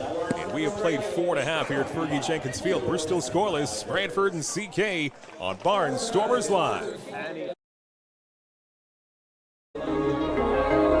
My name is Spencer Marcus, outfielder for the Chatham-Kent Barnstormers from Chatham, Ontario. The community support has been amazing for baseball. Everybody coming together. You never really thought of this town as a baseball town, more of a hockey town. I remember when I found out that Kent Essex Mutual Insurance wanted to do an interview about a hometown hero. I never thought somebody would look at just a baseball player like that. It takes a lot of support to make this team a success, and the Barnstormers wouldn't be where they are today without help from sponsors like Kent Essex Mutual Insurance.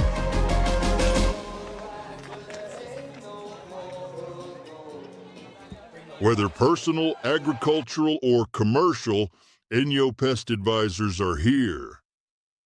Inyo, bigger than bugs.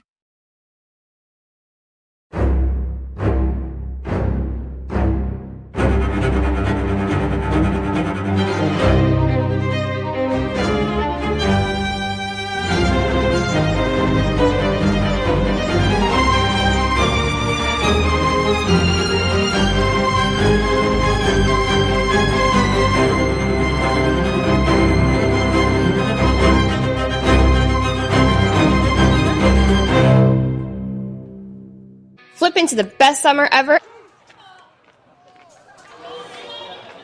Barnstormers Live with Kent Essex Mutual Insurance Company, Ontario's trusted insurance provider. We have got a great ball game going on here. We're halfway through, bottom of the fifth. And still scoreless between the Chatham-Kent Barnstormers and the Brantford Red Sox, 0-0. And we knew both of these starting pitchers had a lot of good stuff in them, but they're putting on a show. They really are. They've, as we said at the get-go, you get ahead of the batters, you're at a distinct advantage. Both pitchers have gotten ahead of batters and have been very successful. There's a series of zeros up on the scoreboard. Nothing. And the game is half over. It's going to be Anthony Polowick, Sadler Goodwin, and Spencer Moran for the Barnstormers here, bottom 5.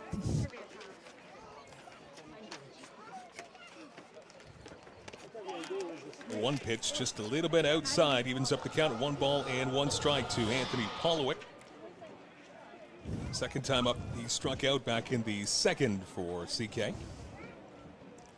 Trying to get a rally going and get the first run of the ball game across. Here is a chopper right-hand side, and that goes foul. 1 ball and 2 strikes. In Guelph in town tomorrow, it's an afternoon game, 2:05 opening pitch here at Fergie Field. So come on out and enjoy that. ckbarnstormers.com. Get your tickets for your Sunday afternoon. And we'll be back with Barnstormers Live. Chris and Ed will have the call tomorrow. 1-2 pitch. It goes inside, a little bit under the wrists of Polowick.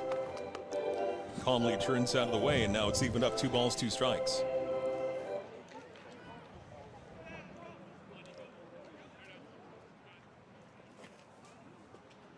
Two pitch. Going fishing for that one a little bit. Getting a piece of it. Fouling it off is Polowick. So Arbach and Polowick in a nice little battle here. Polowick has shifted over to third base. He played mostly second base last year, but I guess the nature of the roster this year has necessitated a bit of a change across the diamond.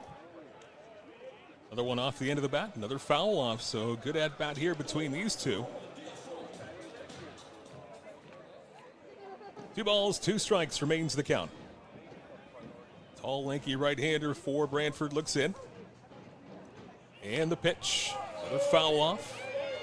And this at-bat is turning into quite some battle here between Arbach and Polowick. Yeah, and then another one came in as... Arbach ready. 2-2 pitch. And guess what?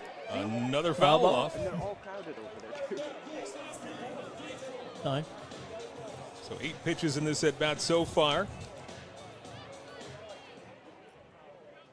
Both locked in here. It's like 3 in a row. Anthony Polowick, third baseman for the Barnstormers. Pitcher Arbach. Once again, the 2-2 pitch. Swing and a miss. He struck him out as he takes some speed off of that pitch. And a swinging strike there for Polowick. So a great battle between those two. But Arbach wins that one. Polowick goes down on strikes. And that will bring up Sadler Goodwin.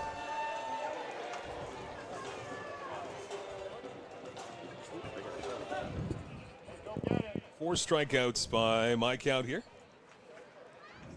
For Nikolai Arbach, actually for both. Both pitchers quite consistent here tonight. This one well out. This one slipped out of the fingertips of the pitcher Arbach. Well outside, ball 1. Sadler Goodwin, he comes in 0 for 1. He struck out as well back in the second inning, his other time up at plate.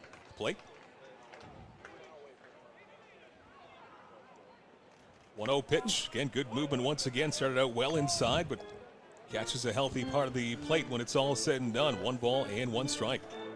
Both pitchers, we've seen some great movement. Really have. And I say he's got the arm angle, whereas his slider / curveball breaks a lot. There's a swing, and I don't know if he caught a piece of that one. But regardless, it is a strike, and 1 ball and 2 strikes. Once again, getting ahead of the count is the pitcher Nikolai Arbach for Brantford. 1 ball, 2 strikes.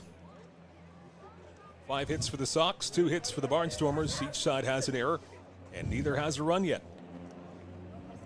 1-2 pitch. That one sails out of the zone rather quickly. 2 balls and 2 strikes. Spencer Moran on deck for CK.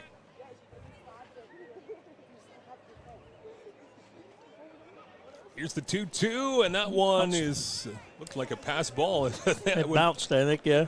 Completely crossing up the catcher, Cassidy Watt.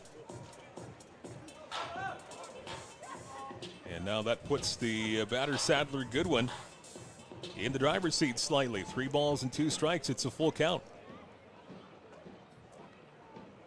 Here's the 3-2, and this one skied to, well, not very far at all, third base, camping under it. And making the catch at third is Tim Holick. Certainly gets under that one. So 2 outs, 2 up and 2 down here, bottom of the 5th.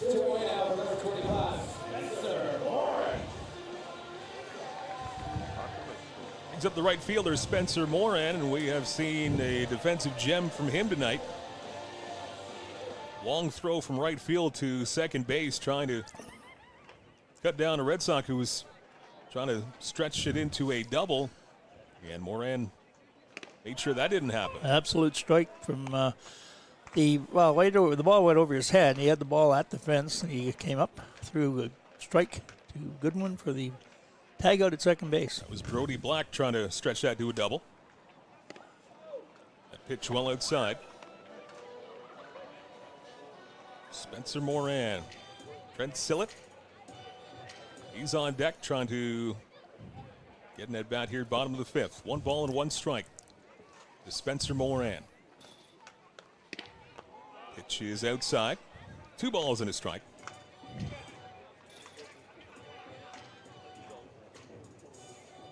By far the lowest scoring game the Barnstormers have been involved in this very young season. Here's a liner over the head of third base.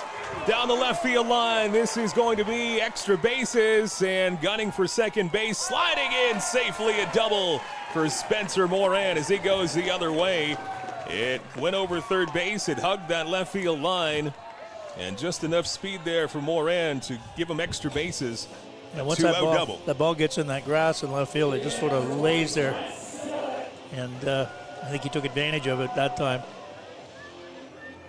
Not that it's rained much. Well, it's rained a little bit, but we've had a fair bit of rain the last couple of weeks, so that adds on to it. Well, in the grass, I think they cut the grass on regular basis. It's like at home.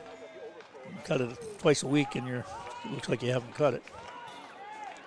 You cut it twice a week? I do. Oh, must be nice to be retired, huh? Have that kind of time. Pastime, right? Looking for something to do, I'll go cut the grass. Ed Myers has now been hired by the entire broadcast booth to cut their grass. Yeah. Trent Sillett, your DH, hitting number 9 tonight. Here's the 0-1 pitch and another slider just out of the reach of Sillett. And quickly ahead is Nikolai Arbach at no balls and 2 strikes. Bottom 5, still scoreless. Barn have a runner in scoring position after that double from Spencer Moran the other way. Sillett trying to bring him home. That pitch well outside. 1 ball and 2 strikes.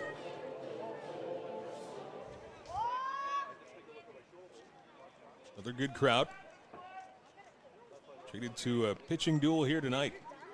Here's the 1-2 pitch, and this one off the end of the bat of Sillett.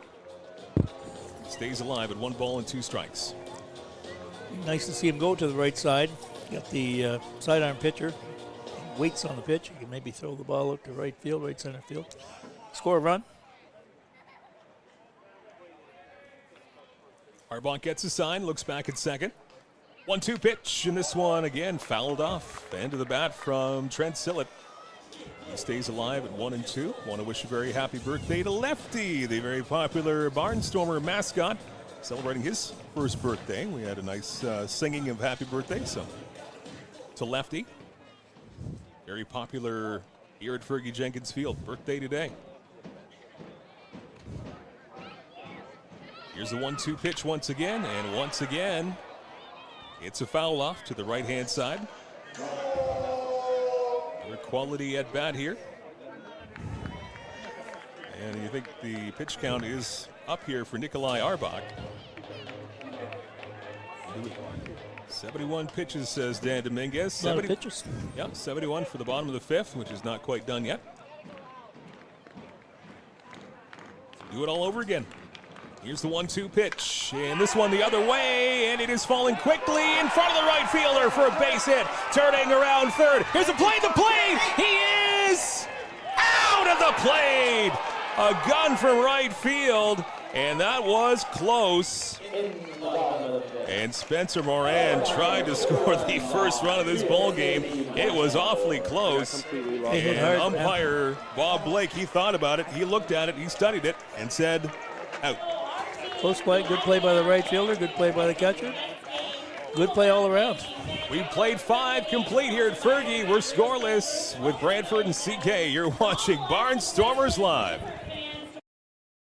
Flip into the best summer ever at Great Lakes Gymnastics. Our PA Day, March break, and summer camps are packed with gymnastics, games, crafts, and nonstop fun, all in a safe, state-of-the-art facility.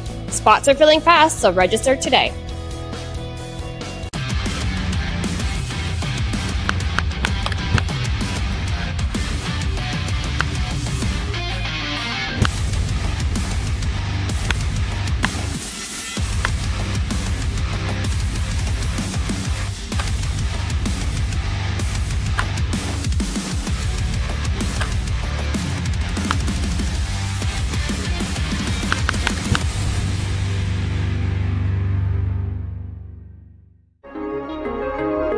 My name is Spencer Marcus, outfielder for the Chatham-Kent Barnstormers from Chatham, Ontario.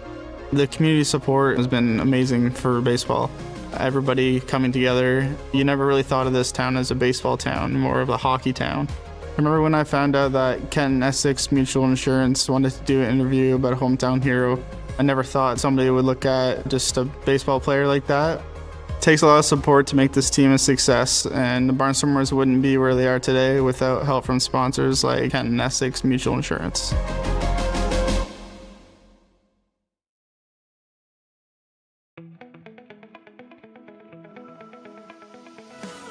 Attention business owners and marketers. Imagine your brand in front of a live, engaged audience, right here, right now.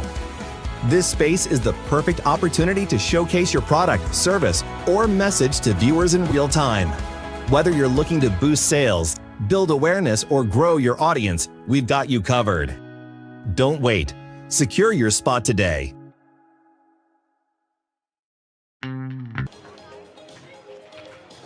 Barnstormers live back on this Saturday night, brought to you by our good friends at Kent Essex Mutual Insurance, Ontario's trusted insurance provider. 5 innings complete here at Fergie Jenkins Field, and you have tuned in to a pitching battle, to say the least. We're scoreless as we go to top 6. 5 hits for Brantford, 4 for CK. And each side has committed 1 error.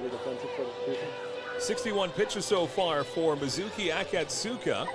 61 pitches, 5 innings in, so relatively economical for both sides, for both starting pitchers, both going strong into inning number 6. 2, 3, 4 hitters up now for the Brantford Red Sox top 6. Brody Black, number 2 hitter in right field, leading things off. And a swing and a miss. That one had the bottom fall out. Strike 1 from Brody Black. He has struck out and he's singled. He's part of that great play by Moran in right. Black trying to stretch a single into a double, but that great arm in right was enough to get him. Here's a high fly ball, shallow right field. This could be trouble. And second baseman, did he catch it? He caught it. Wow, what a great play going back. Not easy at all. Evan Morrison going back. And Spencer Moran was coming in, and even in center field there trying to help out with Spencer Marcus, and that had trouble all over it. But a great set of concentration there from Morrison at second base. He was able to haul it in. And a great glove play there to kick things off in the top of the 6th inning.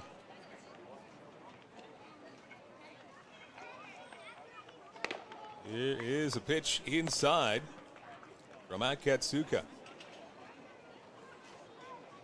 Tim Holick now the number 3 hitter for the Brantford Red Sox, playing third base tonight defensively. That's a nice pitch right down Broadway from Akatsuka. Even up at 1 ball and 1 strike.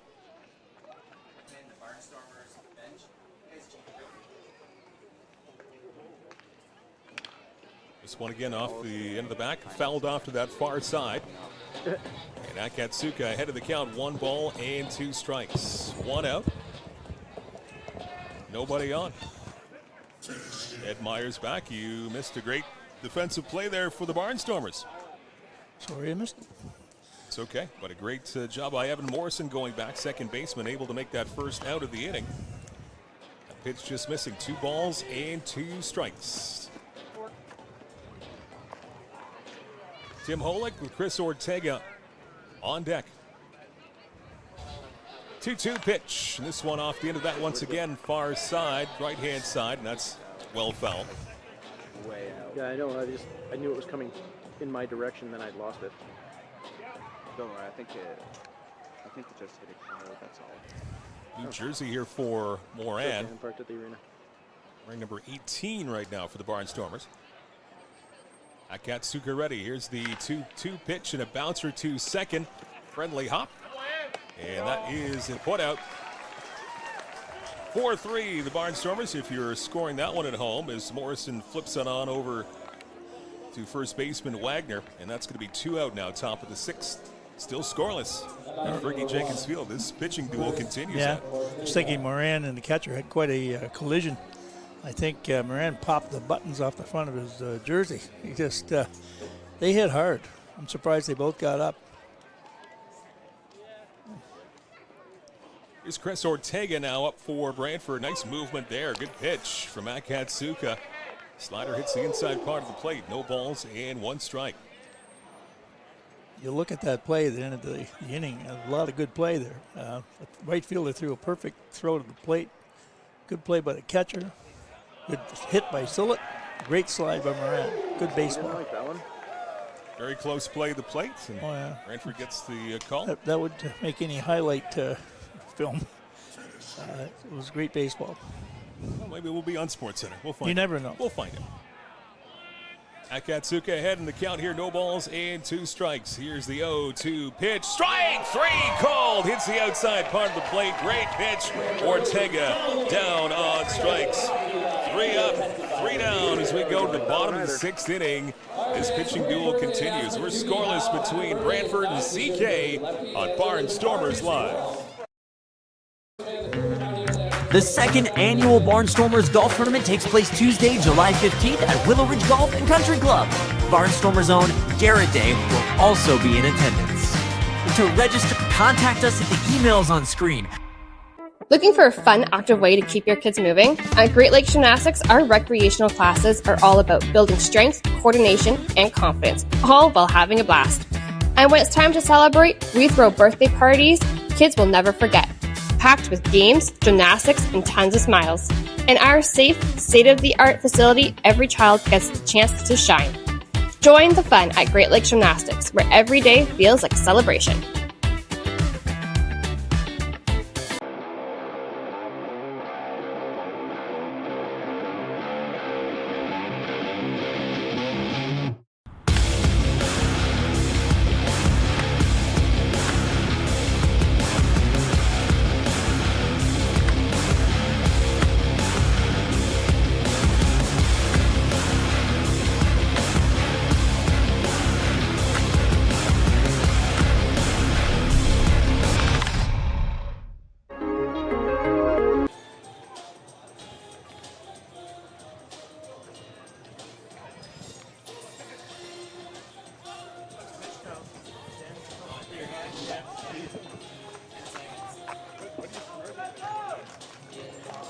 Bottom 6 here at Fergie Jenkins Field. Barnstormers Live with Kent Essex Mutual Insurance, Ontario's trusted insurance provider. Back to the top of the order here for CK, Marcus Morrison and Wagner. Spencer Marcus strides into the plate. He gets the first pitch into the hands. Fouls it back to the backstop.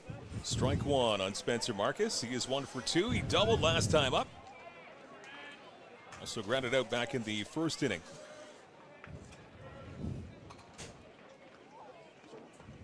0-1, that one sails outside and low. Tough time of the year, the evening for the outfielders. It's not dark enough to really need the lights. Lights are on. Hard to find a lot of fly balls or pick up pitches if you're a batter. Call this a twilight sky? It sure is.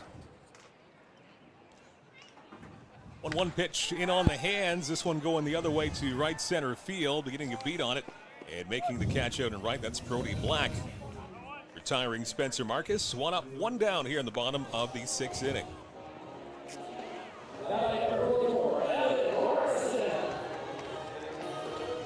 I'll bring up Evan Morrison, number 44, and at second base tonight for the Barnstormers. I'm just going to sit on first. He hit 0-2, trying to get his first hit of the night. Slinking bunt. Yeah, scoring a bunt the other way, trying to get a base hit, but that one sailing well outside of the strike zone. 1 ball and no strikes. Side is slowing down for either pitcher here tonight. Arbach still looking very comfortable on the mound. 1-0 pitch sails low, 2 balls and no strikes as Morrison is ahead of the count. Last year, I swear to God, he was like 6'4". Timmy Wagner on deck. No, Day. Yeah, tall pitcher. Here's the 2-0 pitch, getting a pretty good pitch to hit and going back the other way, fouling it off a fair bit. Morrison still ahead of the count, 2 balls and 1 strike.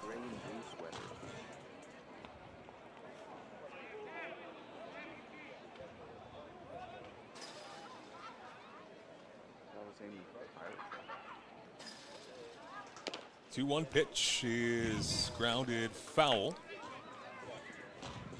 Top that one in the dirt. And now evened up, 2 balls and 2 strikes. Evan Morrison in the number 2 hole tonight. Timmy Wagner on deck. Notice how quiet the crowd is tonight. It is, yeah. They're sort of waiting for something to happen there. Cooler, cloudy weather here tonight. Certainly a pitcher's duel so far. That pitch just missing outside. And that fills up the count. 3 balls and 2 strikes on Evan Morrison. Certainly far from your hot, sunny July afternoon. But the Barnstormers trying to ignite something in the crowd here in a scoreless ball game. This one fouled off the left-hand side once again. And we've seen a number of at-bats, mostly with Barnstormers at the plate, just 8, 9 pitch at-bats. Yeah. Been some great battles. No, it's been a different kind of ball game for Intercounty ball. You usually see a lot of runs and a lot of action, and both pitchers have been can run. Yep, good speed down the line there from Morrison, but just thrown out. That's a 4-3 put out as Bateman able to make the play and retire Evan Morrison for the second out here in the bottom of the 6th.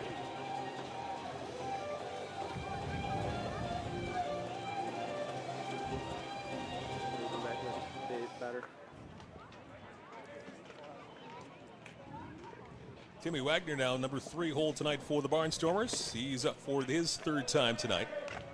Hits the ball low, 1 ball and no strikes. Wagner flew out to left field back in the 1st inning and popped out to first his last time up. This pitch catches the outside part of the plate, evening up the count. 1 ball and 1 strike. CKBarnstormers.com. Make sure you get your tickets for tomorrow afternoon's game. 2 o'clock start time as the Guelph Royals will be in town. Back-to-back games here at Fergie Jenkins Field, 2 o'clock tomorrow. Swing and a miss. As that pitch in on the hands of Timmy Wagner.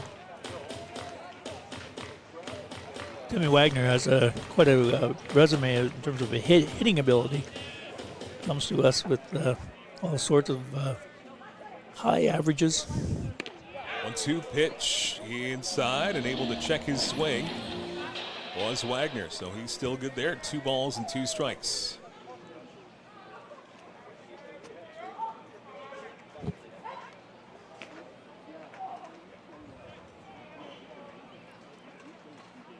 Two-two pitch. That one looked to maybe be sailing out of the strike zone just a little bit, but getting a piece of it at the end of the bat. And fouling it off is Wagner. And Arbach will go to work again with a 2-2 count. Pitch count again getting up there. Lots of long battles and certain at-bats against the Barnstormers tonight. Looks in, here's the 2-2 pitch. That one sailing out of the strike zone, low and away at the last moment. Good eye there from Wagner. He again will stretch the count. Trying to get Braxton Hageth up in this bottom of the 6th.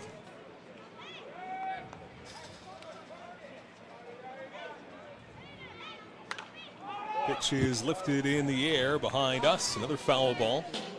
And another long at-bat. A lot of protecting the plate with 2 strikes. See people just sort of fouling balls off because they really didn't want to take a full swing at them, which I think he did there. 3 years at Wheaton College. I'm not sure where that is. We'll get our best guy on it. And this one outside and off the glove of the catcher, but that's going to be ball 4. As Wagner able to battle. Really good battle there, and he draws a walk.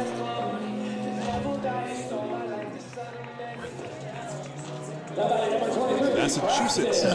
Norton, Mass. So that extends this bottom of the 6th inning and brings up Braxton Hageth, your cleanup hitter. He's 0 for 2, looking for a big hit here in the bottom of the 6th inning. Grounded out and flown out. Makes the first pitch in for a strike. Timmy Wagner able to draw a walk. He's at first.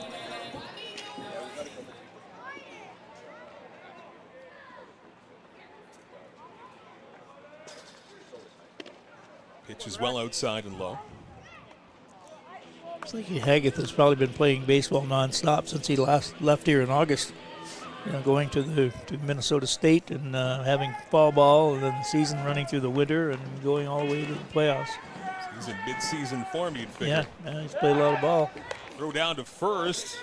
After that pitch was outside of the zone, getting back there safely is Wagner. Big lead there. Nice throw down by the catcher, Cassidy Watt. 2 balls and a strike. Is the count on Braxton Haggith.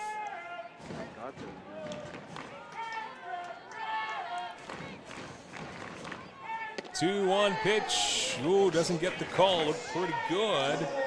And does not get the call from umpire Blake. Barnstormers will take it. Haggith will take it. 3 balls and 1 strike. Look over from Arbach. Gets the sign. Now he moves over to first. A pickoff attempt, but again, getting it back there quickly was Wagner.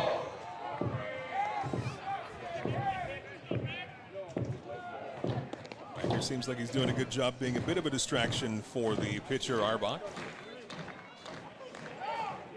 Swing and a miss, taking a little bit off that pitch, taking some velocity off. Well, we know he's going now. 3-2, 2 out.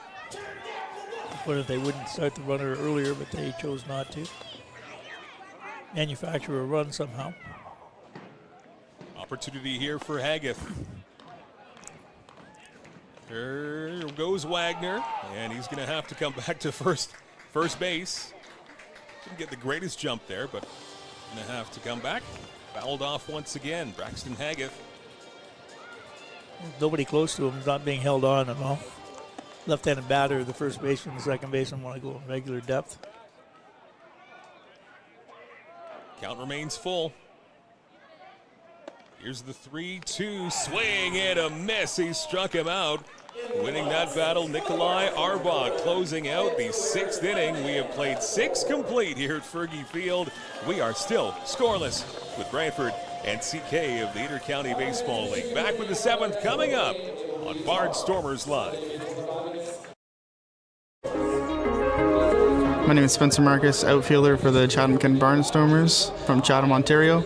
The community support has been amazing for baseball. Everybody coming together. You never really thought of this town as a baseball town, more of a hockey town. I remember when I found out that Kent Essex Mutual Insurance wanted to do an interview about a hometown hero. I never thought somebody would look at just a baseball player like that. It takes a lot of support to make this team a success, and the Barnstormers wouldn't be where they are today without help from sponsors like Kent Essex Mutual Insurance.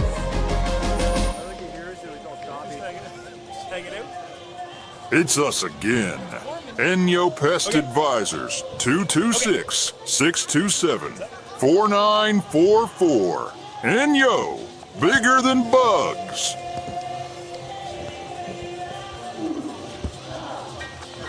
Still selling critical illness insurance.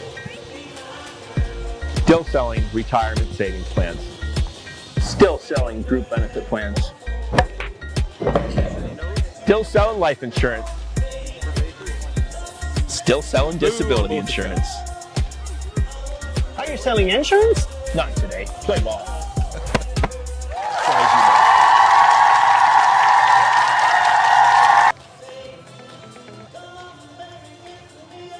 Barnstormers Live on this Saturday night. Glad you are spending a part of your weekend with us.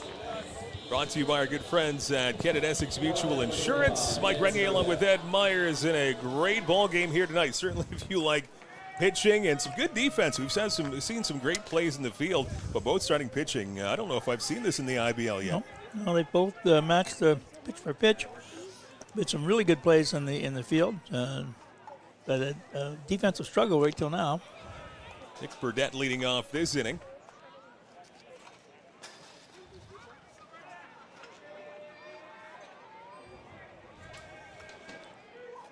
Oh, and that one up high.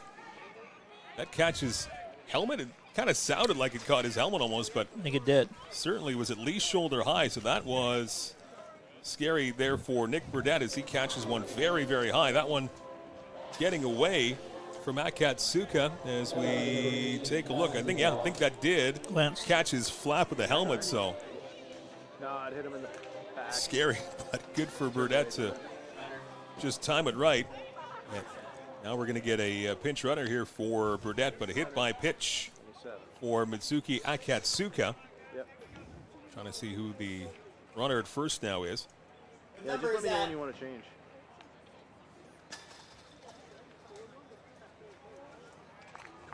Just got brings up Cassidy Watt, the catcher here for Brantford. Hit by pitch for Burdett. No worries. And now squaring to bunt, and this is a good one going the other way. This is a whole bunch of trouble, and nothing's going to happen here. That is a bunt single, and a great one from Cassidy Watt. Perfect bunt situation. Second bunt for a hit that we've seen in this ball game tonight. That happened for Mitsuki Fukuda for the Barnstormers back in the second. And his counterpart, catcher for Brantford, Cassidy Watt, getting a great bunt down the other way. Now first and second, nobody out here for the Brantford Red Sox, so by far the biggest threat offensively for either team in this ball game. Top seven. Here's Jeremy Veilleux. He will bunt, and this one goes foul, hits the netting right in front of us. First and third were in, anticipating the bunt.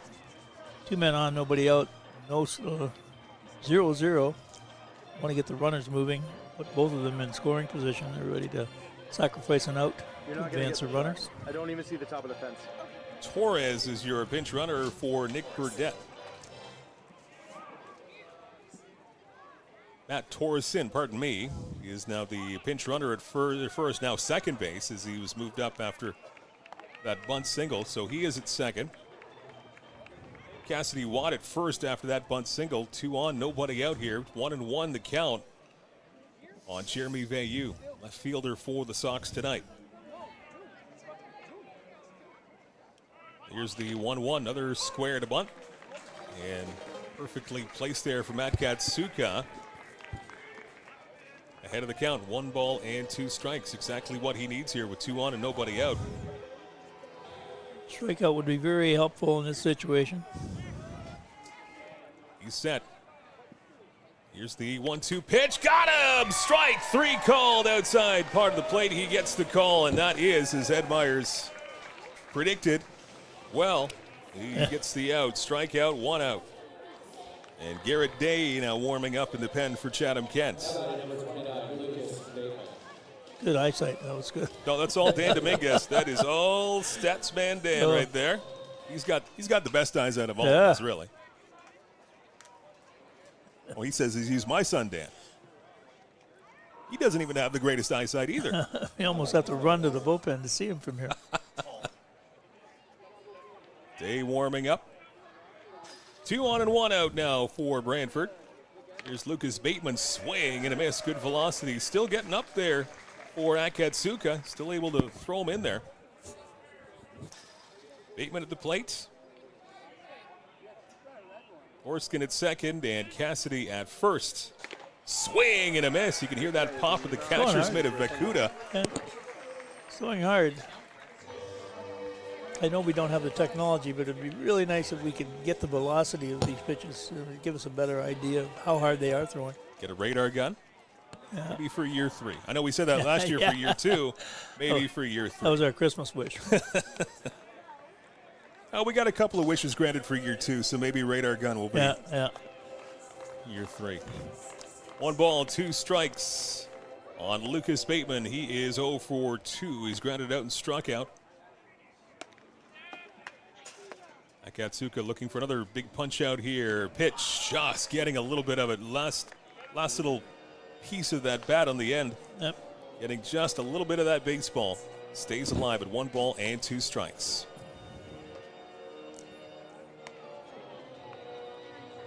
Advantage goes to the pitcher this time of the night, too. As I was mentioning, it's hard to pick the ball up at dusk.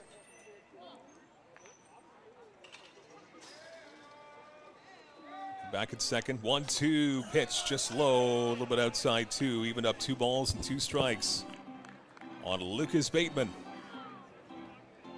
Darkness very slowly setting in here in CK, Fergie Jenkins Field. Look back at second. 2-2 pitch, a bouncer up the middle, tough play, and this one goes through everybody into center field. 1 run scores, and a 1-0 lead for the Brantford Red Sox. An RBI single for Lucas Bateman, and the 0-0 tie has been broken, top 7. That one could have gone 2 ways. It could have been a splendid double play if they were able to turn that one really cleanly. Yeah, right in between them, and he may have taken his eye off the ball at the last minute, hoping to get a double play. Tough one right up the middle of the diamonds. Yep. Between Polowick and Goodwin. And now manager Rondon coming out. Garrett Day in the bullpen. We'll see if he's coming in.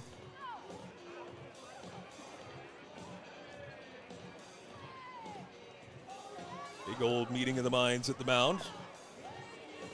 All the infielders and manager Rondon having that chat. 1-0 lead now for Brantford. RBI single from Bateman.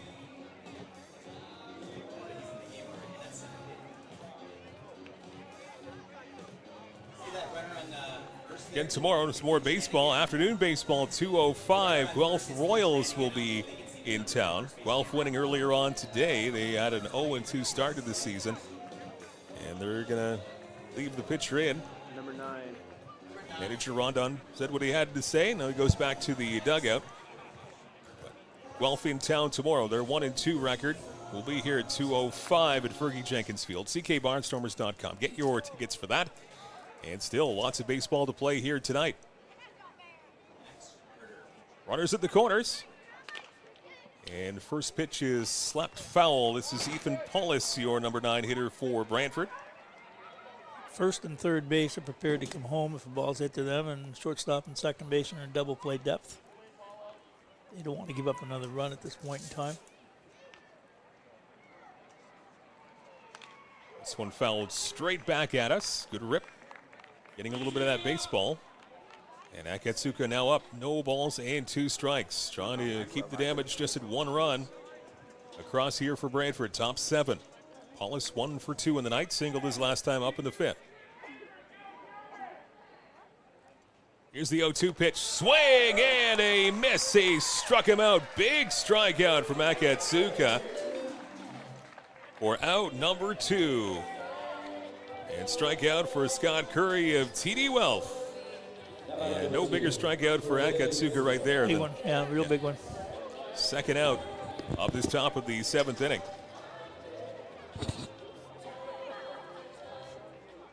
Brings us back to the top of the order, and Jose Vinicio. He's 1 for 3.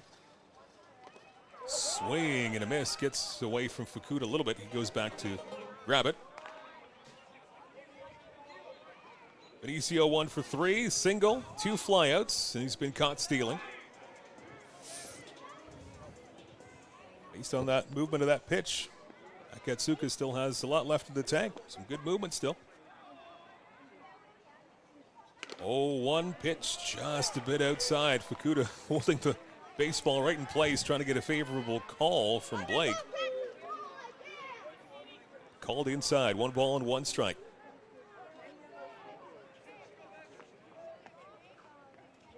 Runners at the corners. Here's the 1-1 again. Great movement. That one started well outside. Came back. Strike 2 on the outside part of the plate. Mixing his pitch as well. Moving the ball around, inside, outside. Change speeds. Been very effective with that. Looks in for the sign from Fukuda. 1-2 pitch in the dirt. Now runner goes to second base. Throw down. He is out. Caught stealing. Another great throwdown from Mitsuki Fukuda. Ends the top of the 7th. And we have now played 6.5. Great gun down at second from Fukuda. To the bottom of the 7th we go. 1 run across for Brantford. The Red Sox lead the Barnstormers 1-0 on Barnstormers Live. Want to get your brand in front of a live audience? this spot could be yours. Reach engaged viewers in real time and make an impact. Don't miss your chance. Contact us today to get your ad here. The Chatham Barnstormers have multiple summer camp opportunities available. Chatham's week-long summer camp from July 7th to 11th. Leamington's week-long summer camp from July 14th to the 18th. Then we head back to Chatham from July 21st to 25th. Wallaceburg's summer camp between July 28th and August 1st. And finally, Dresden's summer camp between August 4th and the 8th. Contact us today at the email on screen. At Great Lakes Gymnastics, it all starts with our state-of-the-art 12,000 square foot facility built to inspire movement, confidence, and growth. From preschool to recreational classes, our programs are safe, structured, and designed to help every child thrive. For athletes with big goals, our competitive team trains year-round with experienced coaches and competes across Ontario. Whether you're just getting started or aiming for the podium, Great Lakes Gymnastics is where greatness begins.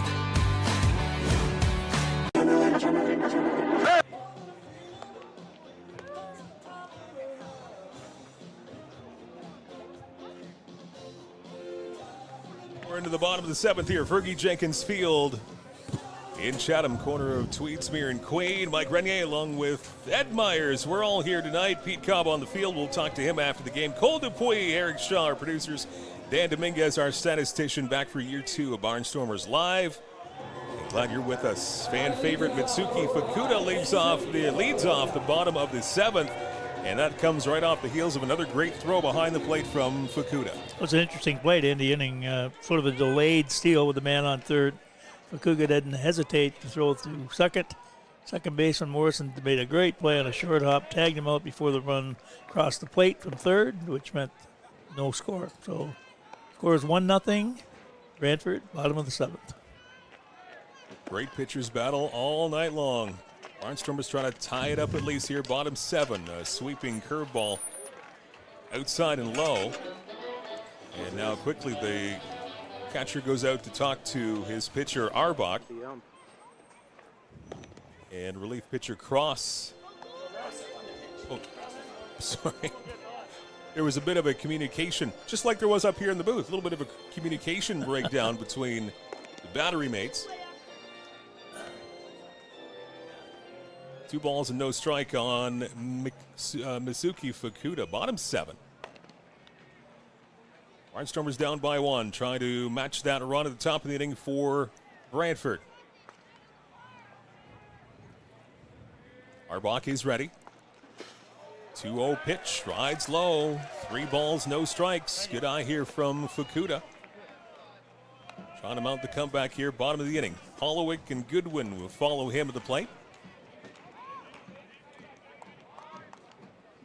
3-0 is well outside. That slider well outside. So a 4-pitch walk to begin the bottom of the 7th. Good start for the Barnstormers and Fukuda. Do we bunt? I think so. In a 1-0 game, I think you really have to give some credence to that idea. Hollowick, if I remember correctly, last year can handle the bat and can bunt. Fukuda with some decent wheels. That helps too. Yep. And if that is a successful situation, if that does happen, then you've got the sure, steady bats of Goodwin and Moran after that. Yep. Get some guys that can hit. Say we're experiencing some new players, some older. Last year, not older, but Haggett played for us last year, but has not played until tonight. Along with Wagner and Morrison. Additions this week. We had them signed, but they have been playing, all 3 of them, in the United States with college teams. The season just wrapped up last week. So meeting at the mound is done. Hollowick stepping in. Fukuda at first, the leadoff walk. And he does square to bunt, and it is a good one between the plate and the mound. And nice throw down to first does get the runner Hollowick, the batter Hollowick, but he does his job. He does exactly what he was asked to do, and that is to get Fukuda to second base into scoring position. Lost art. People can't bunt anymore. And So many opportunities, a well-placed bunt to advance runners. And a call to the bullpen here, so that is going to be all for Nikolai Arbach tonight for the Brantford Red Sox. It looks like Togashi will be coming in, I believe, from the bullpen. Koki Togashi, number 36 for the Brantford Red Sox. He is our first reliever of the entire night for either side, but what a great pitching performance tonight for both starters, including Nikolai Arbach, as he goes 6 1/3. A very good pitching performance tonight, so our call to the bullpen.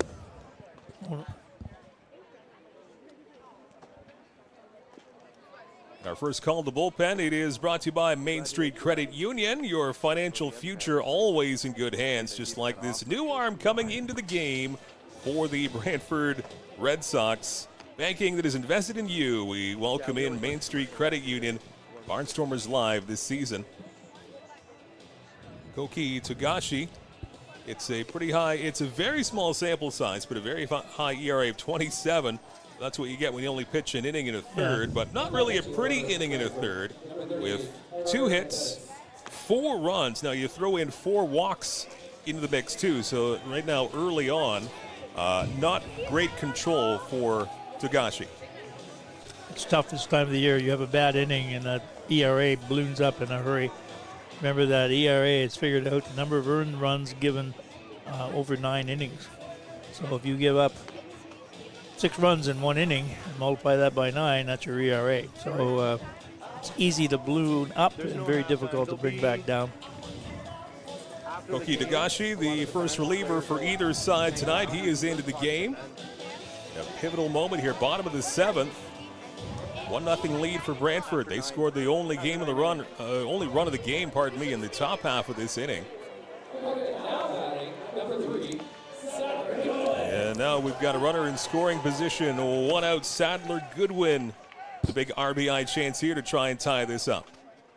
Bakuda leadoff walk. He was sacked, bunted to second. Here's a liner to left field. Fair ball. It drops in. Rounding third. Coming home and scoring is Bakuda. We are tied at 1. Very timely hit. Didn't wait around. Hit the first pitch. Got a double. Tied the game. You're right, he didn't wait a minute. No. First pitch, he saw what he wanted. Well, you know, you get a reliever coming in, and you have a feeling he wants to throw a strike, so you better be ready. And it'll probably be the best pitch you're going to get at that at bat, because they're eager to get ahead of the batter and throw a strike. It looked like a hanging curveball to left field for a double. So Facudas ties this one up. He comes in. RBI single from Goodwin. That pitch is in for a strike to Spencer Moran. Spencer had a bit of an equipment adjustment after his collision at home plate.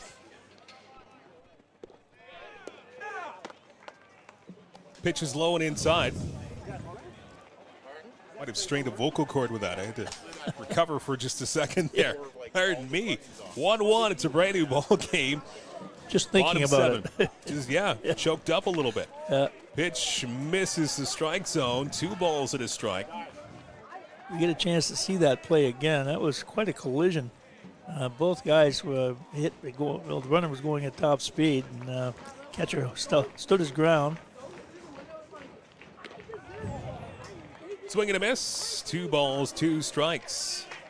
So Fukuda led off this inning with a 4-pitch walk. He was sacked, bunted to second by Polowick, and Sadler Goodwin, that RBI single. Here we are with Moran, a 2-2 pitch. Here it is, and this one in the dirt. Did he go? A check swing. No, says Steve Cochran down at third base. That was close. That was a close check swing.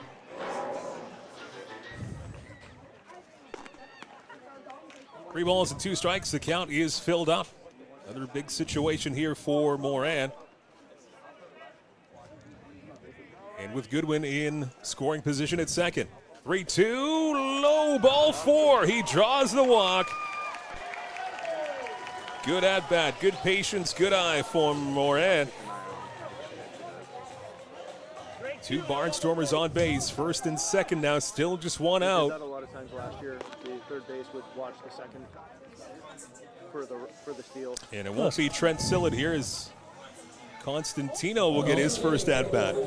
Owen Constantino from Carleton University in Ottawa.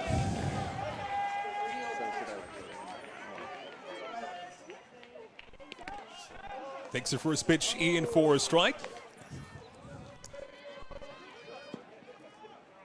One of the major signings for the Barnstormers in the offseason. He was the most valuable player in the university playoffs, where Carleton won the university championship this year. He was their first baseman.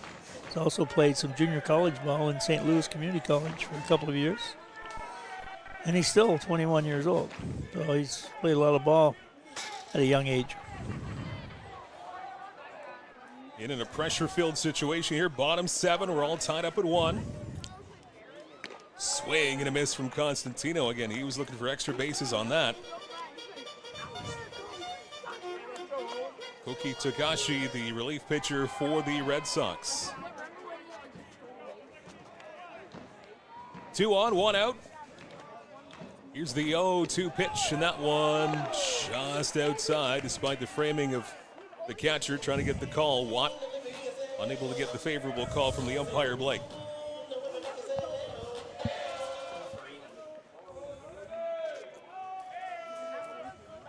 Here's a 1-2, swing and a miss. He struck him out, big strikeout for Togashi. And Constantino whiffs in a pinch hitting situation. So 2 out and 2 on now for the Barn, and that's going to go back to the top of the order, and Spencer Marcus.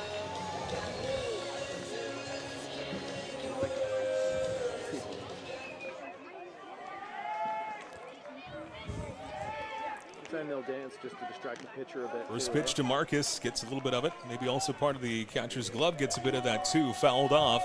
See if they can get him to balk. No balls and 1 strike here for the leadoff hitter for the Barnstormers. Spencer Marcus coming in at a 1 for 3. He's doubled, flown out, and grounded out. Getting the crowd into the game. As I mentioned earlier, it got pretty quiet there about the 5th inning. All it took is a tying run. Coming to life here in this bottom of the 7th. 1-1 tie. And a swing and a fly ball foul right-hand side. Well out of play. And Togashi is ahead of the count here. 1 ball and 2 strikes. Bottom of the 7th. 1-1 tie. Brantford gets a run at the top of the inning. And a nice rally here for the Barnstormers to tie it up. Looking to maybe take the lead. 1-2 pitch well in the dirt. And a 2-2 count now. That was a tough ball to come up with. That ball bounced before the plate in the left-hand batter's box.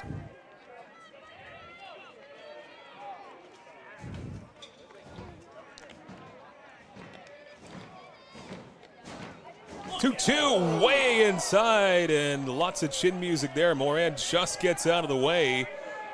Helmet comes off. He just gets out of the way of that big fastball inside. Count is filled up, 3 balls and 2 strikes. Runners will be going first and second, 2 down. And 3-2 to Marcus. They come back really fast too. Here's the full count pitch, and this one slapped the other way, foul. And we'll do it again. Yeah, that was going right to the guard. Goodwin at second, Spencer Moran at first. It's the guy you want up there if you're a Barnstormer fan. He usually gets his bat on the ball. Excellent for average.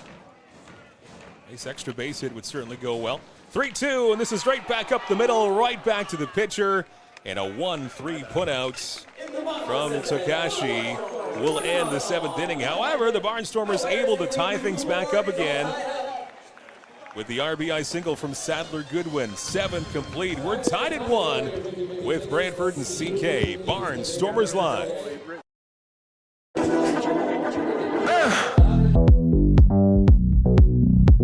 Anything you want. Everybody say.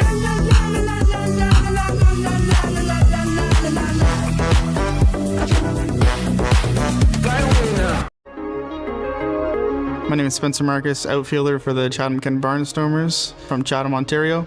The community support has been amazing for baseball. Everybody coming together. You never really thought of this town as a baseball town, more of a hockey town. I remember when I found out that Kent Essex Mutual Insurance wanted to do an interview about a hometown hero. I never thought somebody would look at just a baseball player like that. It takes a lot of support to make this team a success, and the Barnstormers wouldn't be where they are today without help from sponsors like Kent Essex Mutual Insurance.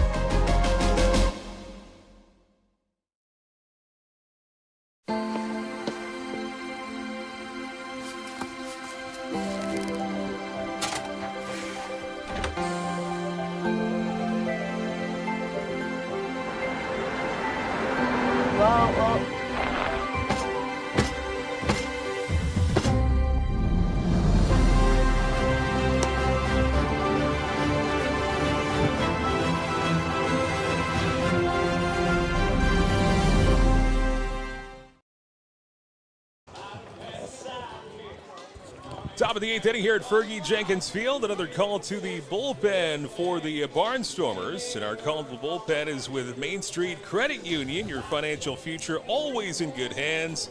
Just like Brock Whitson coming into this game, banking invested in you at Main Street Credit Union. And one of the steady arms on this staff here, Brock Whitson, now into the game for the Barn. Yeah, Brock was our opening day pitcher last week, and went 7 innings, walked no one, got the win. First pitch is just a little bit outside from Brock Whitson. Ball 1. Jose Vinicio. It's the top of the order here for Brantford. 1, 2, 3. Vinicio, Black, and Holick. This time Whitson able to paint the corner of the outside. 1-1.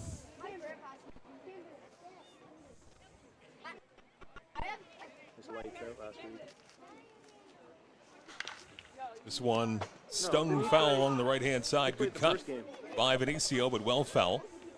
And now Whitson ahead of the count. Oh. Yeah, by the way, how's my light? 1 ball and 2 strikes. Great ball game here tonight at Fergie Jenkins Field. Yeah, last time. It's a whole different pace and style to the game, what we're used to. Swing and a miss. Nice pitch outside, fooling Vinicio. He flailed at it. He chased it. And he's gone on strike. So Brock Whitson comes into the game in relief and fans Vinicio 1 out, top of the 8th.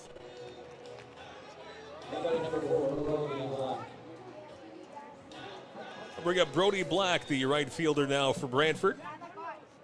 He's 1 for 3. He's single. And takes the first pitch in for a strike outside corner. Black is singled. He struck out. And he is popped out to second base. It's a piece of that one. Ahead of the batters. Yep.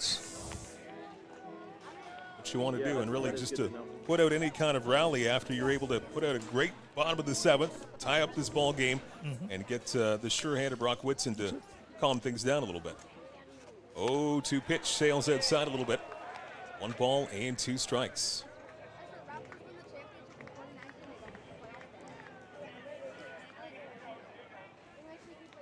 Whitson gets a sign. Here's the 1-2. This is in on the hands. Tough play at third. Long throw across the diamond. It is well wide. And we'll go to the warning track, but going no further is Brody Black. He'll stay at first. That was a tough play right off the hop. Yeah, one of those in-betweeners.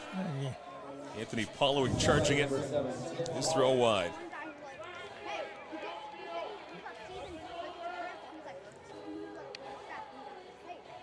Going back about it. Get the official call on the play.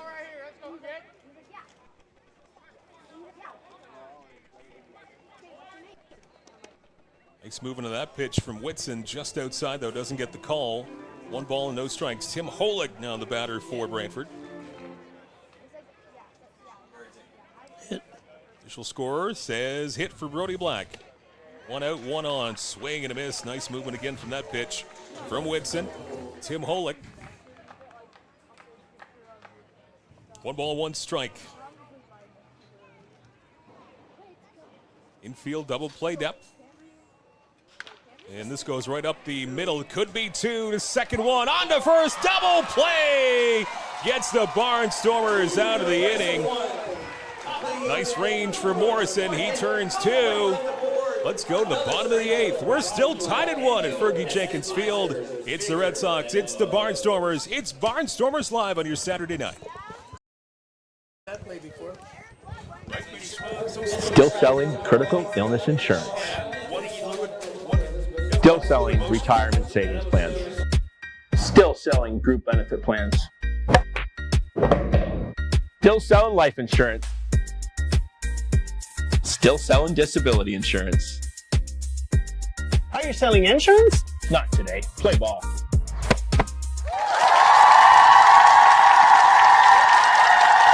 Inyo Pest Advisors, serving all of southwestern Ontario, where you live and where you work. Inyo, bigger than bugs. Let me into my zone. Please don't let me into my zone. Let me into my zone. Let me into my zone. Let me into my zone. Please don't let me in. Yeah. Can't answer my phone now. Just leave it there, that tone. Ballin' can't beat me up, cause I'm back in my zone now. Cause I'm back in my zone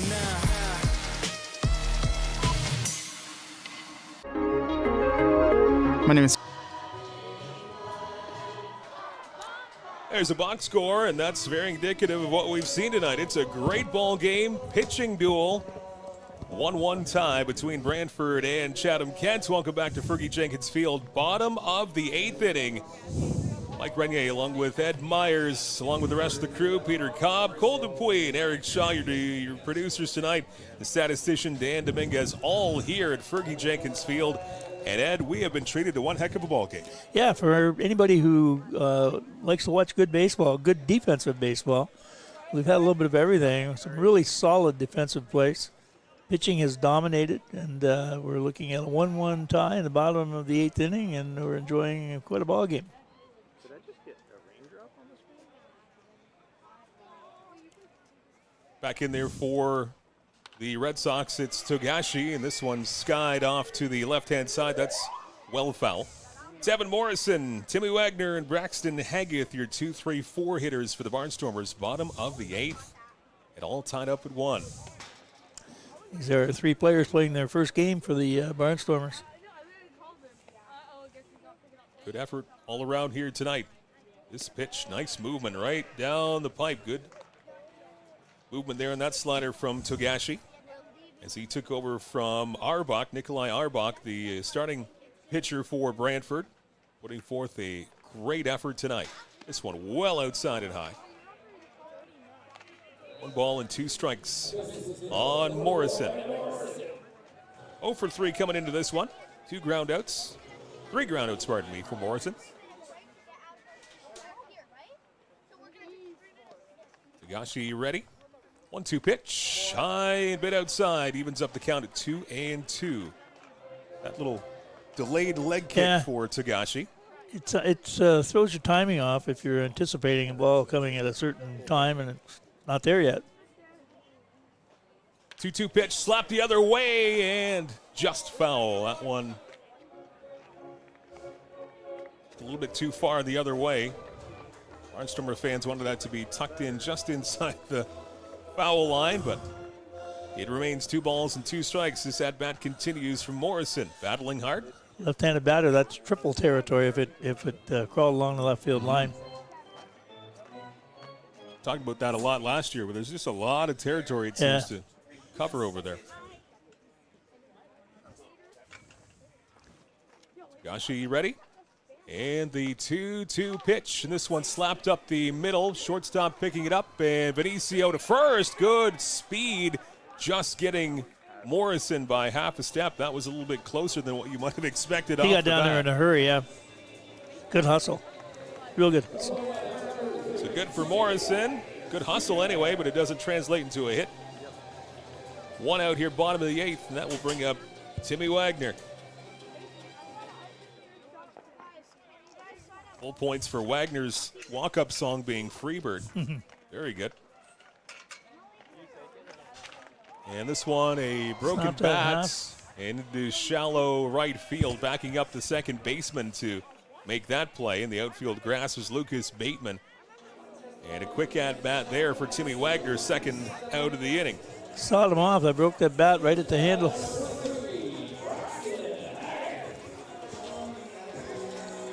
Public address announcer Jeff Hopman bringing up the cleanup hitter Braxton Haggith for the Barnstormers. 2 out, bottom of the 8th. We're getting into nitty-gritty territory here in this ball game. Tension mounting with each batter. Haggith is certainly capable of hitting the ball over that right center field fence. We have seen it. We have. Ooh, good movement. Late breaking pitch with a tight slider. Koki Togashi in relief, getting that call on the outside part of the plate. No balls and a strike on Haggith.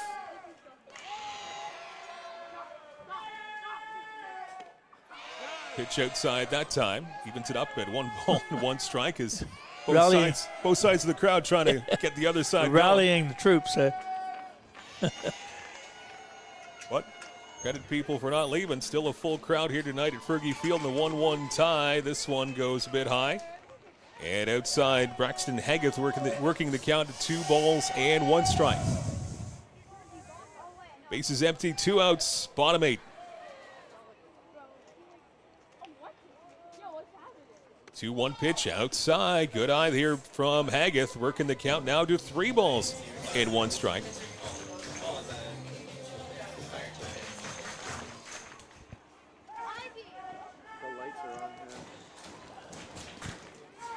Timeout now is the No,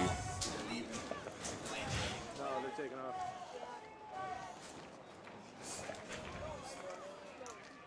That's not bit of a delay in the game here for a few seconds. Again, busy weekend here at Fergie Jenkins Field. Guelph in town tomorrow. The Royals and Barnstormers 2:05. Love to see you down here at Fergie Field. If not, we'll have the action with Barnstormers live.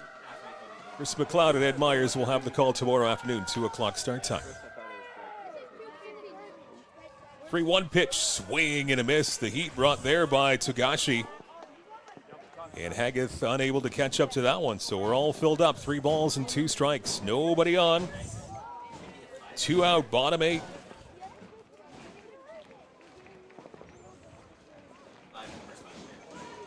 Three-two pitch, and we'll do it again. Off the end of the bat and fouled off.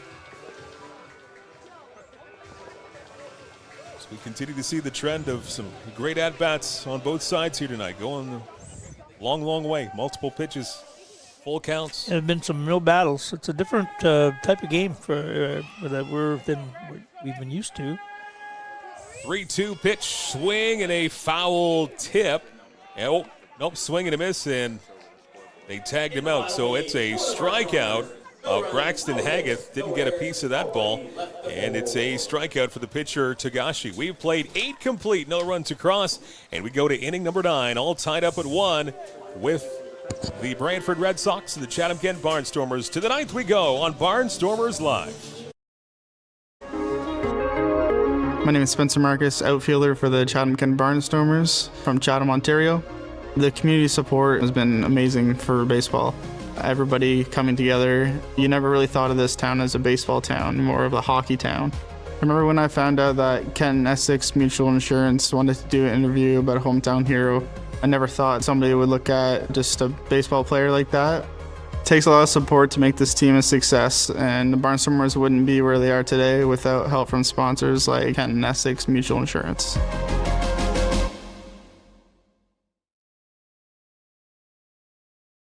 Whether personal, agricultural, or commercial, Inyo Pest Advisors are here.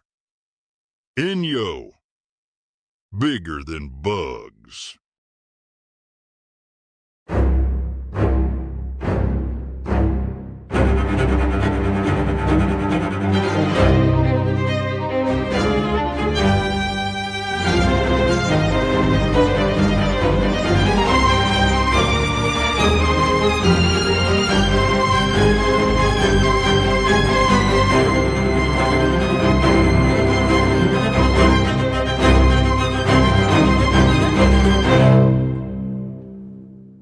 into the Inning number 9, it's Barnstormers Live. Mike Renier along with Ed Myers. What a game we've seen here tonight, and some defensive changes for the Barnstormers. And I'm going to let you introduce them because Robert Mackey is back there in you town. Go. You look kind of confused there. I thought. Well, no, I thought I missed something. Thought you lost your touch there for a minute, but Mackey is back. Robert Mackey in the game. He enters, and Anthony Polowick will exit. You know, change is not good for me. Too much change in a hurry. We'll walk you through it. It's all good. It's all good. Mackey plays second, and moving over to third is Evan Morrison. And Anthony Polowick exits this game. 0-1 is the count here as we're now safely into the top of the 9th inning. Brantford Red Sox, Chatham-Kent Barnstormers, and 4, 5, 6 in the lineup. Chris Ortega leading things off in the 9th. Great movement, swing, and a miss. Out of the order. Brock Whitson, you can always rely on him to calm things down a little bit and get some great pitching movement. Back for his second inning of work. Here's the 0-2 pitch, and this one stung the other way to right field. Hit really well deep to right field, and this one will drop in. And credit Moran and the Barnstormers getting in there quickly to hold him to just a single. Yeah, he just sort of disappeared into the shadow there in right field. And I think the ball went over his head, banged into the fence, and he recovered quickly and held him to a single. So all things considered, that's best case scenario there for the Barnstormers to not have that a double or more. That could have been a lot of trouble. Yeah. We got our number 5 hitter, Burdette. He is going to bunt. This one goes high in the air, and this one will kick foul at the last moment. Grab that ball while it's still fair. Okay. So designated hitter, and he's batting 5th. Torrenson in for Brantford Red Sox as Burdette was in at DH. But Burdette got clipped with that pitch. Yeah, got hit in the helmet, so hopefully he's all right. But looked like maybe he was just spun around a little bit. Sure hope he is okay. Here's a bunt back to the pitcher. They will take the sure out at first. So a 1-4 put out, and Torrenson is out. What a sack bunt. Moving up to second is Ortega. That brings up the catcher Cassidy Watt. With now a runner in scoring position. Top of the 9th. Nail biting time in full effect here.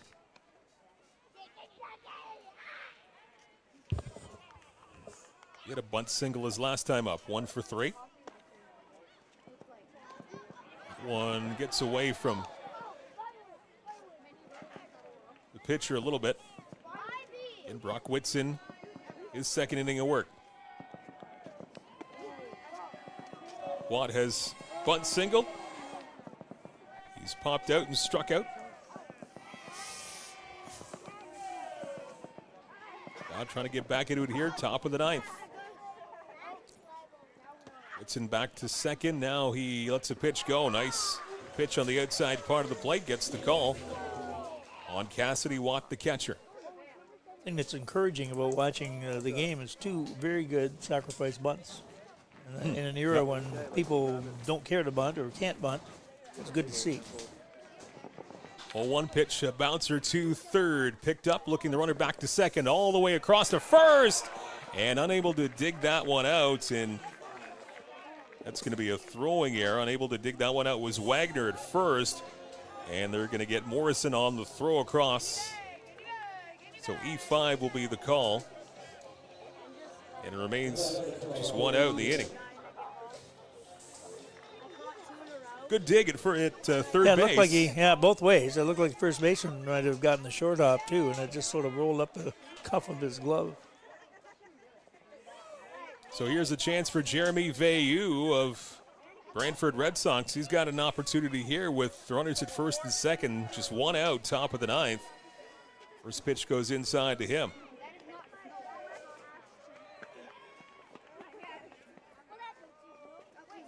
Swing and a miss. Another crack of the catcher's glove there. Lots of velocity. Ball was by him. From Whitson. A big swing and a miss. 1 ball and 1 strike on Jeremy Veilleux. He's got a hit in 3 trips so far tonight, 1 for 3.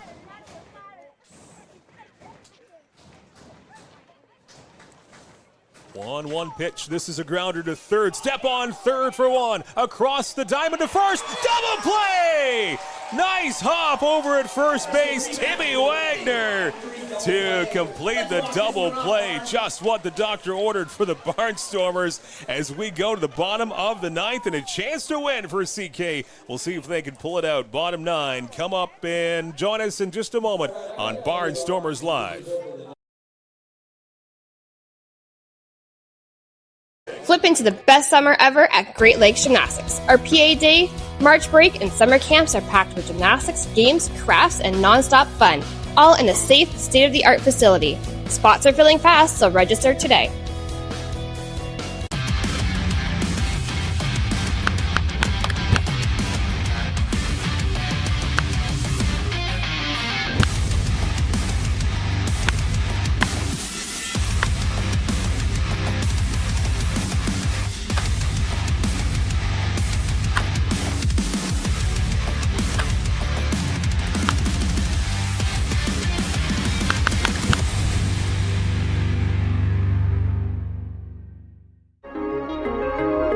My name is Spencer Marcus, outfielder for the Chatham-Kent Barnstormers from Chatham, Ontario. The community support has been amazing for baseball. Everybody coming together. You never really thought of this town as a baseball town, more of a hockey town. I remember when I found out that Kent Essex Mutual Insurance wanted to do an interview about a hometown hero. I never thought somebody would look at just a baseball player like that. It takes a lot of support to make this team a success, and the Barnstormers wouldn't be where they are today without help from sponsors like Kent Essex Mutual Insurance.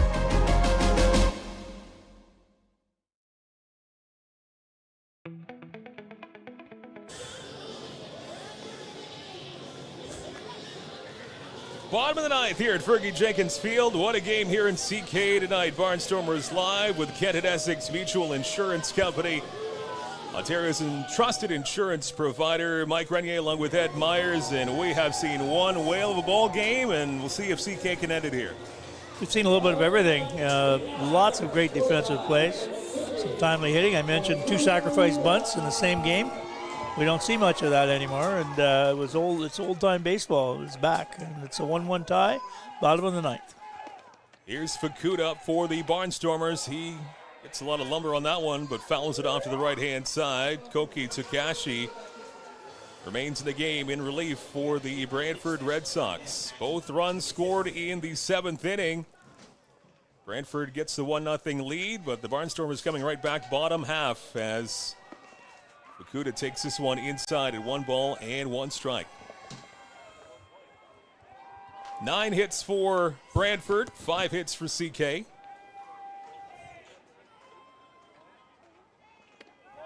And that's a strike on the outside part of the plate. Takashi gets the call there. 1 ball and 2 strikes on Fukuda. Mackey waiting on deck. He would have his first at bat of the night. 1-2 pitch. This one bounced to third. Tricky play, staying fair, and it's off the glove of the third baseman. Fukuda's safe. Base hit as Tim Holick. He had a tough play right from the word go. He had to charge that one like crazy. It was going to be a hit. It wasn't going to get there. Now, can Mackey bunt? I don't know. Hopefully he can. Calls for it. Mackey's in here. Came in defensively about an inning ago. Polowick out of the game. Mackey in. Mackey at second base. And Evan Morrison started at second. He moves over to third. And a call to the bullpen here for the Brantford Red Sox. He pitched well. He's very effective in relief. So Koki Togashi. Togashi, yep. As he came in for Nikolai Arbach, who had a great start here tonight. Both Arbach for Brantford and Atsutsaka for the Barnstormers, going toe-to-toe, starting pitchers.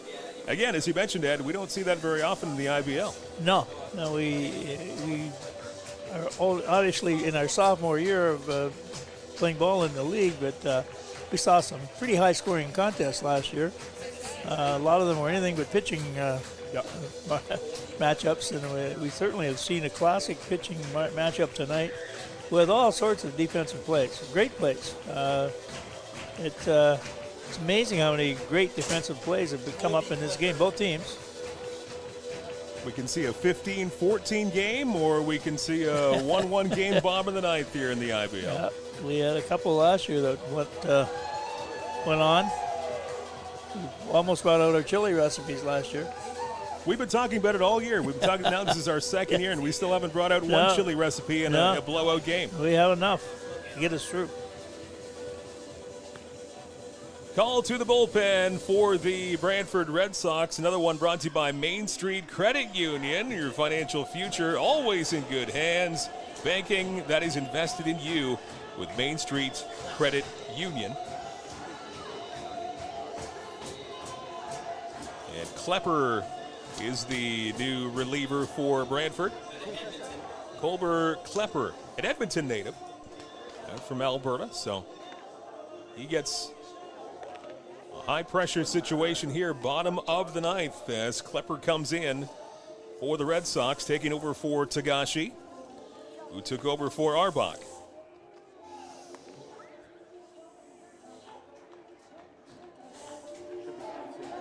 Again, 3 games in the IBL overall today. One was rained out. It was going to be a 4-game slate, but postponed in Kitchener between the Panthers and the Welland Jackfish, so we'll make that up some other day. Earlier on today, the London Majors beating Barrie. Barrie Baycats are now 0-3 after losing 6-3 to London earlier on this afternoon. And Guelph beat Toronto 7-4. So Guelph gets their first win of the season. They're 1-2. And Barrie at 0-3. So again, very, very, very early in the season, but the finals matchup from last year, Barrie and Guelph, both off to slow starts. Lots and lots of time to make that up, though. Yeah, for sure. It's very young. Mackey had 0 sacrifice bunts last year, but he is a good enough ball player that I have the confidence that I bet he can bunt. See what they ask him to do here. Runner at first, nobody out. Bottom of the ninth at a 1-1 time. Mackey at the plate, squares to bunt. Pulls it back, and smartly doing so as the pitch is high. 1 ball, no strike on Robert Mackey. Came in defensively an inning ago. His first time at the plate tonight. Squares to bunt once again, gets it down, but off the end of the bat, and fouls it off. 1 ball and 1 strike. Mackey against Klepper.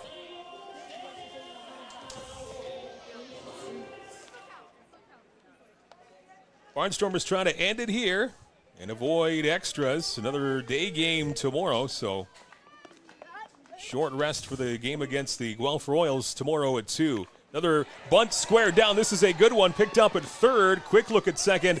And across the diamond to get Mackey, but that's exactly what they wanted him to do. 3 sacrifice bunts. Well done. And Mackey is back. He laid down a great bunt. Every time. I want you to say it every single time. If he's here 10 years, I want you to say it. Mackey is back. Mackey is back. Salute to Bobby Darin.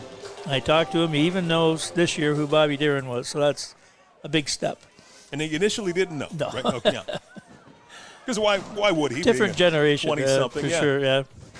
Sadler Goodwin with a runner in scoring position. The winning run is at second in a 1-1 baseball game.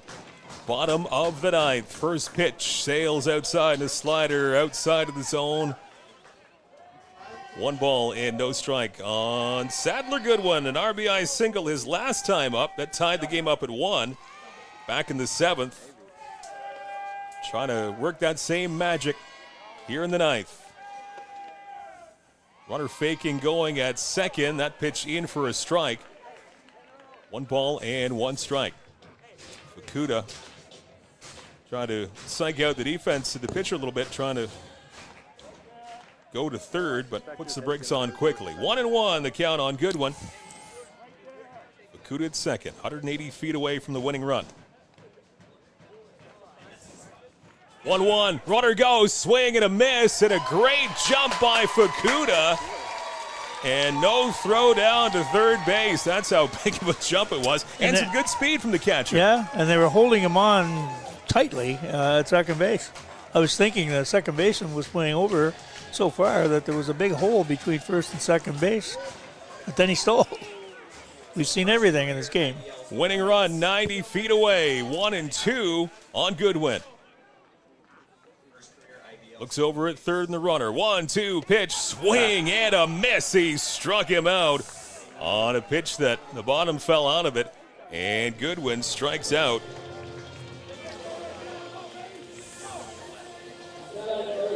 But I guess on the bright side, if you want to look on the bright side, you had Fukuda with the base hit, sacked him over to second, and he's still at third with 2 outs. So there's still been station-to-station baseball. And now it's all up to Spencer Moran. Spencer's a good clutch player over the last year in this. Inside and low to Spencer Moran, the right fielder. 2 out, runner at third. That's the winning run at third on a 1-1 game. Bottom of the ninth. What a ball game we have seen. I mentioned we said we've seen everything. I don't think I ever see a collision with 2 players where he split out of his uniform top. Yeah, right. Saw that tonight too. Like the Incredible Hulk. Inside and in the dirt. Great job by the catcher to keep it in front of him.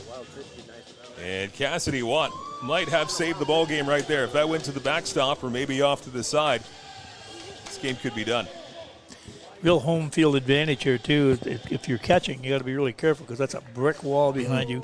You see the catcher, it's like the bricklayer's lament. He turns around to get the ball and it bounces past him, goes back out to the pitcher. Almost like your 10th outfielder or 10th fielder. Yeah, no, you have to be well aware of that. I've seen many plays where the ball has hit the brick backstop.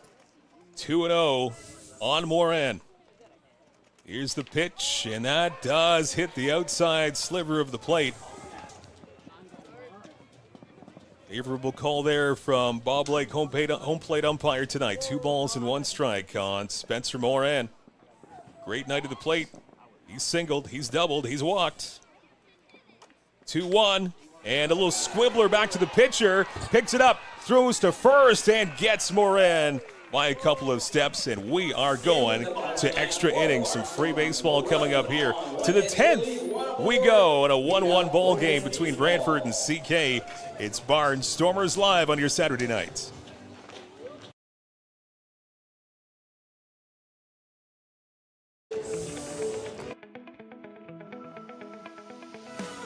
Attention business owners and marketers. Imagine your brand in front of a live, engaged audience, right here, right now. This space is the perfect opportunity to showcase your product, service, or message to viewers in real time. Whether you're looking to boost sales, build awareness, or grow your audience, we've got you covered.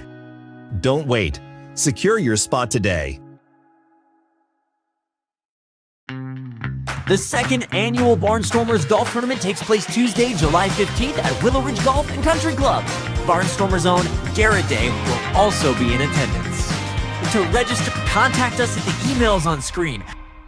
Looking for a fun, active way to keep your kids moving? At Great Lakes Gymnastics, our recreational classes are all about building strength, coordination, and confidence, all while having a blast. And when it's time to celebrate, we throw birthday parties kids will never forget, packed with games, gymnastics, and tons of smiles. In our safe, state-of-the-art facility, every child gets the chance to shine. Join the fun at Great Lakes Gymnastics, where every day feels like a celebration.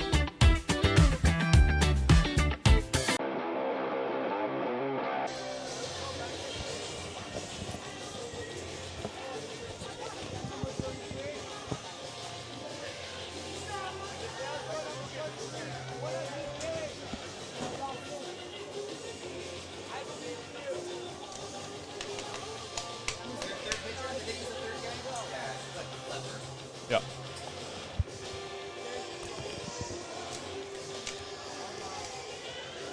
It's bonus baseball. To the 10th inning we go here at Fergie Jenkins Field. Barnstormers live with Kent Essex Mutual Insurance, Ontario's entrusted insurance provider. Inning number 10.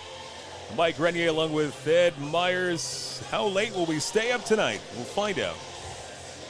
And our third pitcher of the night for the Barnstormers. Now each team with 3 pitchers. Garrett Day into the game for the Barnstormers, trying to hold things at bay and maybe another chance to win bottom 10. Garrett had a great year last year. He had 7 saves. He was second in the league in saves. 13 points in relief pitcher points.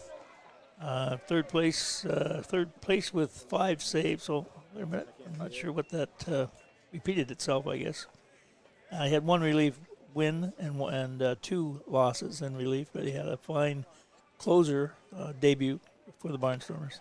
There's a first pitch strike for Garrett Day.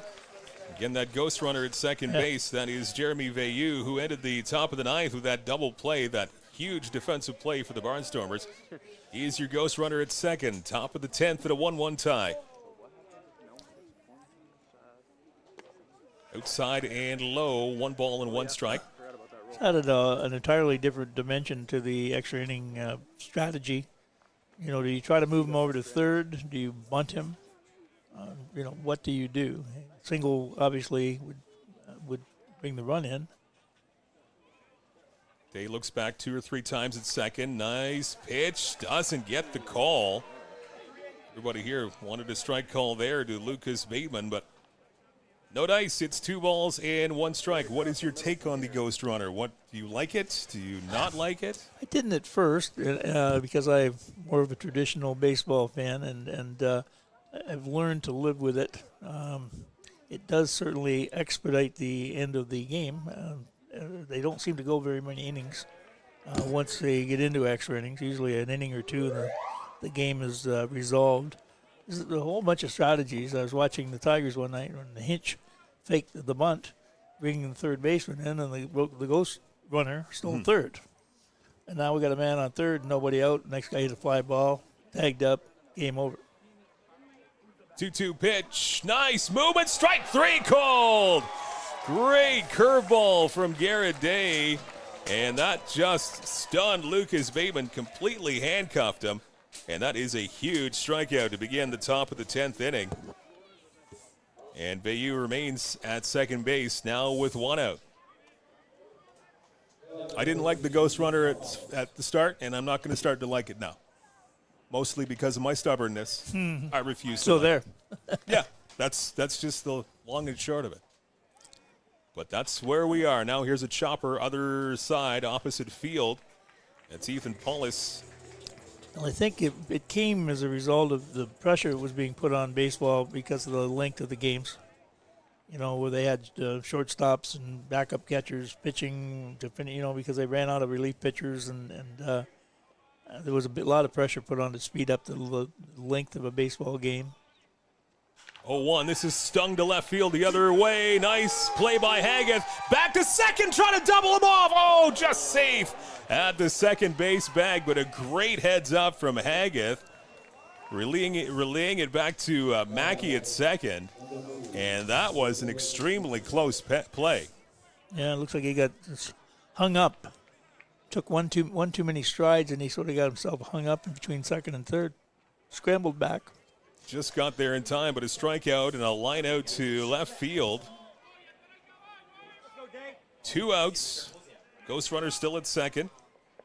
In Veilleux, we're back to the top of the order for Jose Vinicio now. His 5th time to the plate here tonight. Top 10. We're tied at 1. Swing and a miss. Off-speed pitch from Garrett Day as he starts off Vinicio with a strike. No balls, 1 strike. 9 hits for the Brantford Red Sox. 6 hits for the Barnstormers at Chatham-Kent. Trying to get to the bottom of the 10th. Still tied at 1. Day looks back a couple of times second, now a 3rd time. Pitch is stung to shortstop. Nice play by Goodwin. A liner into his glove. And that will do it for the top of the 10th. We do go to the bottom of the 10th with another chance for the Barnstormers to win. It's a 1-1 tie at Fergie Jenkins Field. You are watching, and we're glad you are. Barnstormers Live. What a good place. Yeah.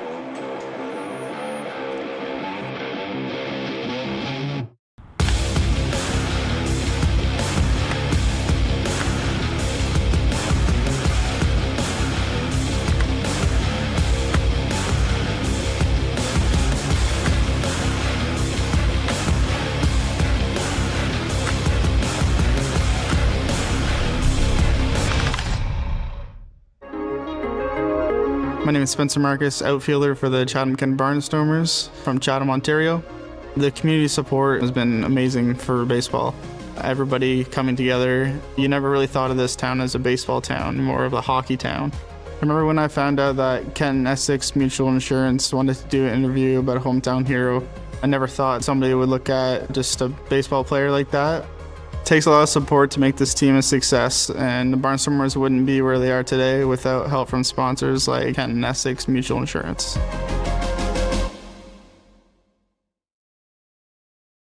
It's us again. Enyo Pest Advisors, 226-627-4944. Enyo, bigger than bugs.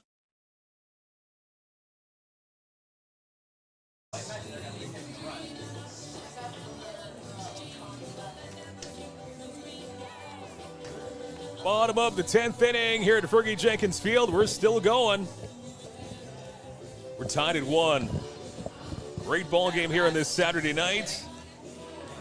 And a great performance by Garrett Day and the defense for the Barnstormers top of the 10, Ed.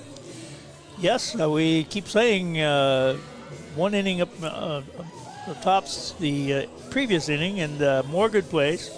I was watching Garrett Day. He continues to throw strikes. He was a very strong reliever last year in the closing role, and did his job. And everybody is doing their job on both teams. It's a great game to watch. Wish you were here. And hopefully we can do something in the bottom of the 10th. Torin Vasilenik, a pinch hitter for the Barnstormers. He pinch hits for Owen Constantino, who pinch hit for Trent Sillett. So a third pinch hitter, or a third hitter overall, I should say, in this spot here. Number 9 hole for the Barnstormers. Marcus is on deck, a guy who usually gets his bat on the ball. So 9, 1, and 2 in the Barnstormers order here, bottom of the 10th inning. Pitch from Klepper, a bunt attempt with that ghost runner at second. That one goes a bit high and in tight. Catcher wasn't sure he had it. He turned and looked over his shoulder. Spencer Moran stands at second base. Your ghost runner and potential winning run of the night. Torin Vasilenik, your pinch hitter. Marcus and Morrison to follow in the spot of the 10th. Relief pitcher Klepper taking his time here. Squaring the bunt once again, gets it up in the air, and that's going to be caught by the first baseman for Brantford coming in, and that's Chris Ortega to make that catch. So bunt gone wrong there for Vasilenik, unable to move that runner over. So runner at second, 1 out now. Tried to do too much at once there. He was bunting, but then he thought he could maybe push the ball past the first baseman, and rather than just lay the ball down. Back to the top of the order, Spencer Marcus, runner at second, 1 out, bottom of the 10th. Look back at second, and the pitch. Getting a little piece of that one was Marcus, fouling it off. Strike 1. Barnstormers at 1-1. Brantford 1-2 coming into tonight. Another game here at Fergie Field tomorrow. Fergie Jenkins Field will bring the Guelph Royals in town. 2:05 opening pitch. Here's the 0-1. This one stung to center field. Going back, still going back. It's over his head. Rounding third, the winning run coming in. Barnstormers win in the 10th inning.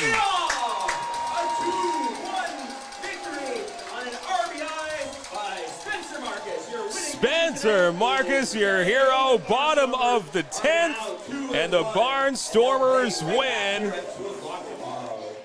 As Moran trots home with a winning run. It took a while, 10 innings, but the Barnstormers pull it out, and they're now 2-1 in the young season. A come-from-behind win.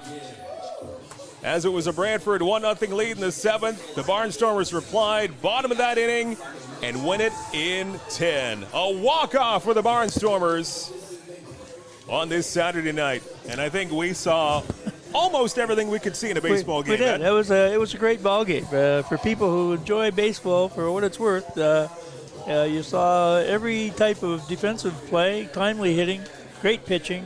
What a great night for baseball.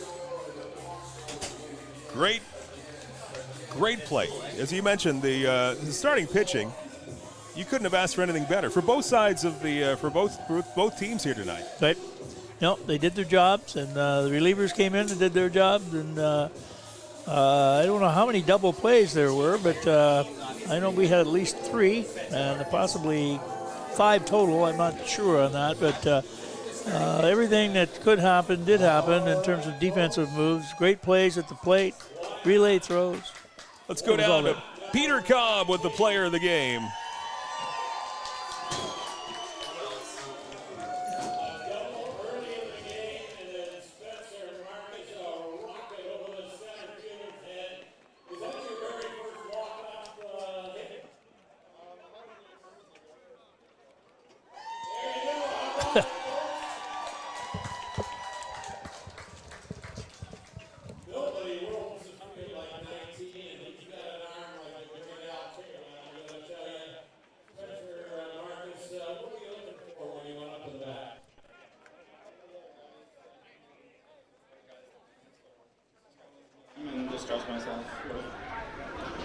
Hey, listen, if you're with the school board, this guy is looking to get hired, and if you need a supply teacher, Spencer Marcus is your man. And listen, Spencer, here's a $50 gas gift card for you. Ladies and gentlemen, our player of the game, Spencer Marcus!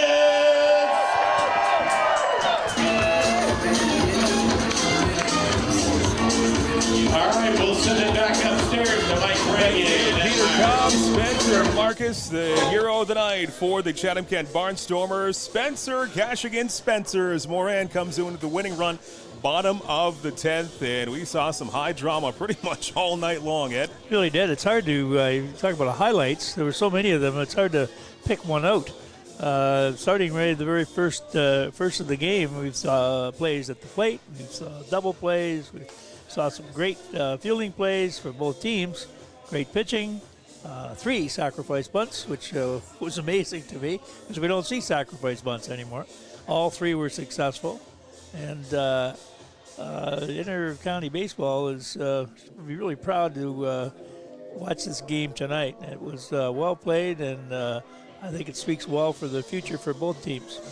So what do you think? Tomorrow gets evened out with a 19-18 Yeah, sometimes game? that happens in baseball. It's amazing how that happens. I don't know how, but usually does that work that way.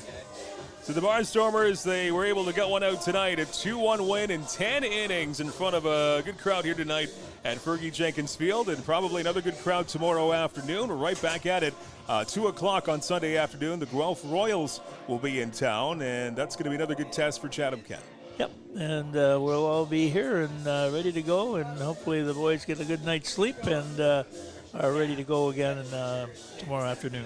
CKBarnstormers.com. Make sure you grab your tickets for tomorrow afternoon. Be here. Should be a great day at the ballpark. And if you can't make it, we'll have the action for you here with Barnstormers Live with Chris McLeod along with Ed Myers and the rest of the crew. So that's it from us here tonight. A 2-1 Barnstormer win in 10 innings. And now the Barnstormers 2-1 in this very young 2025 IBL season. Thanks to our great sponsors, including Great Lakes Gymnastics, Kent Essex Mutual Insurance Company, Main Street Credit Union, and Scott Curry of TD Wealth, all making this possible to bring you all the home games here on our YouTube channel with the Chatham-Kent Barnstormers. On behalf of everybody who makes the world go round up here, thanks to everybody with this broadcast, all the camera people doing a wonderful job. On behalf of Statsman Dan Dominguez, Cole Dupuis, Eric Shaw, Pete Cobb doing a great job on the field, good friend Ed Myers, my name is Mike Grenier. Once again, your final score on this Saturday night, it took 10 innings. Barnstormers win 2-1 over Brantford. Have a great night. 1 second.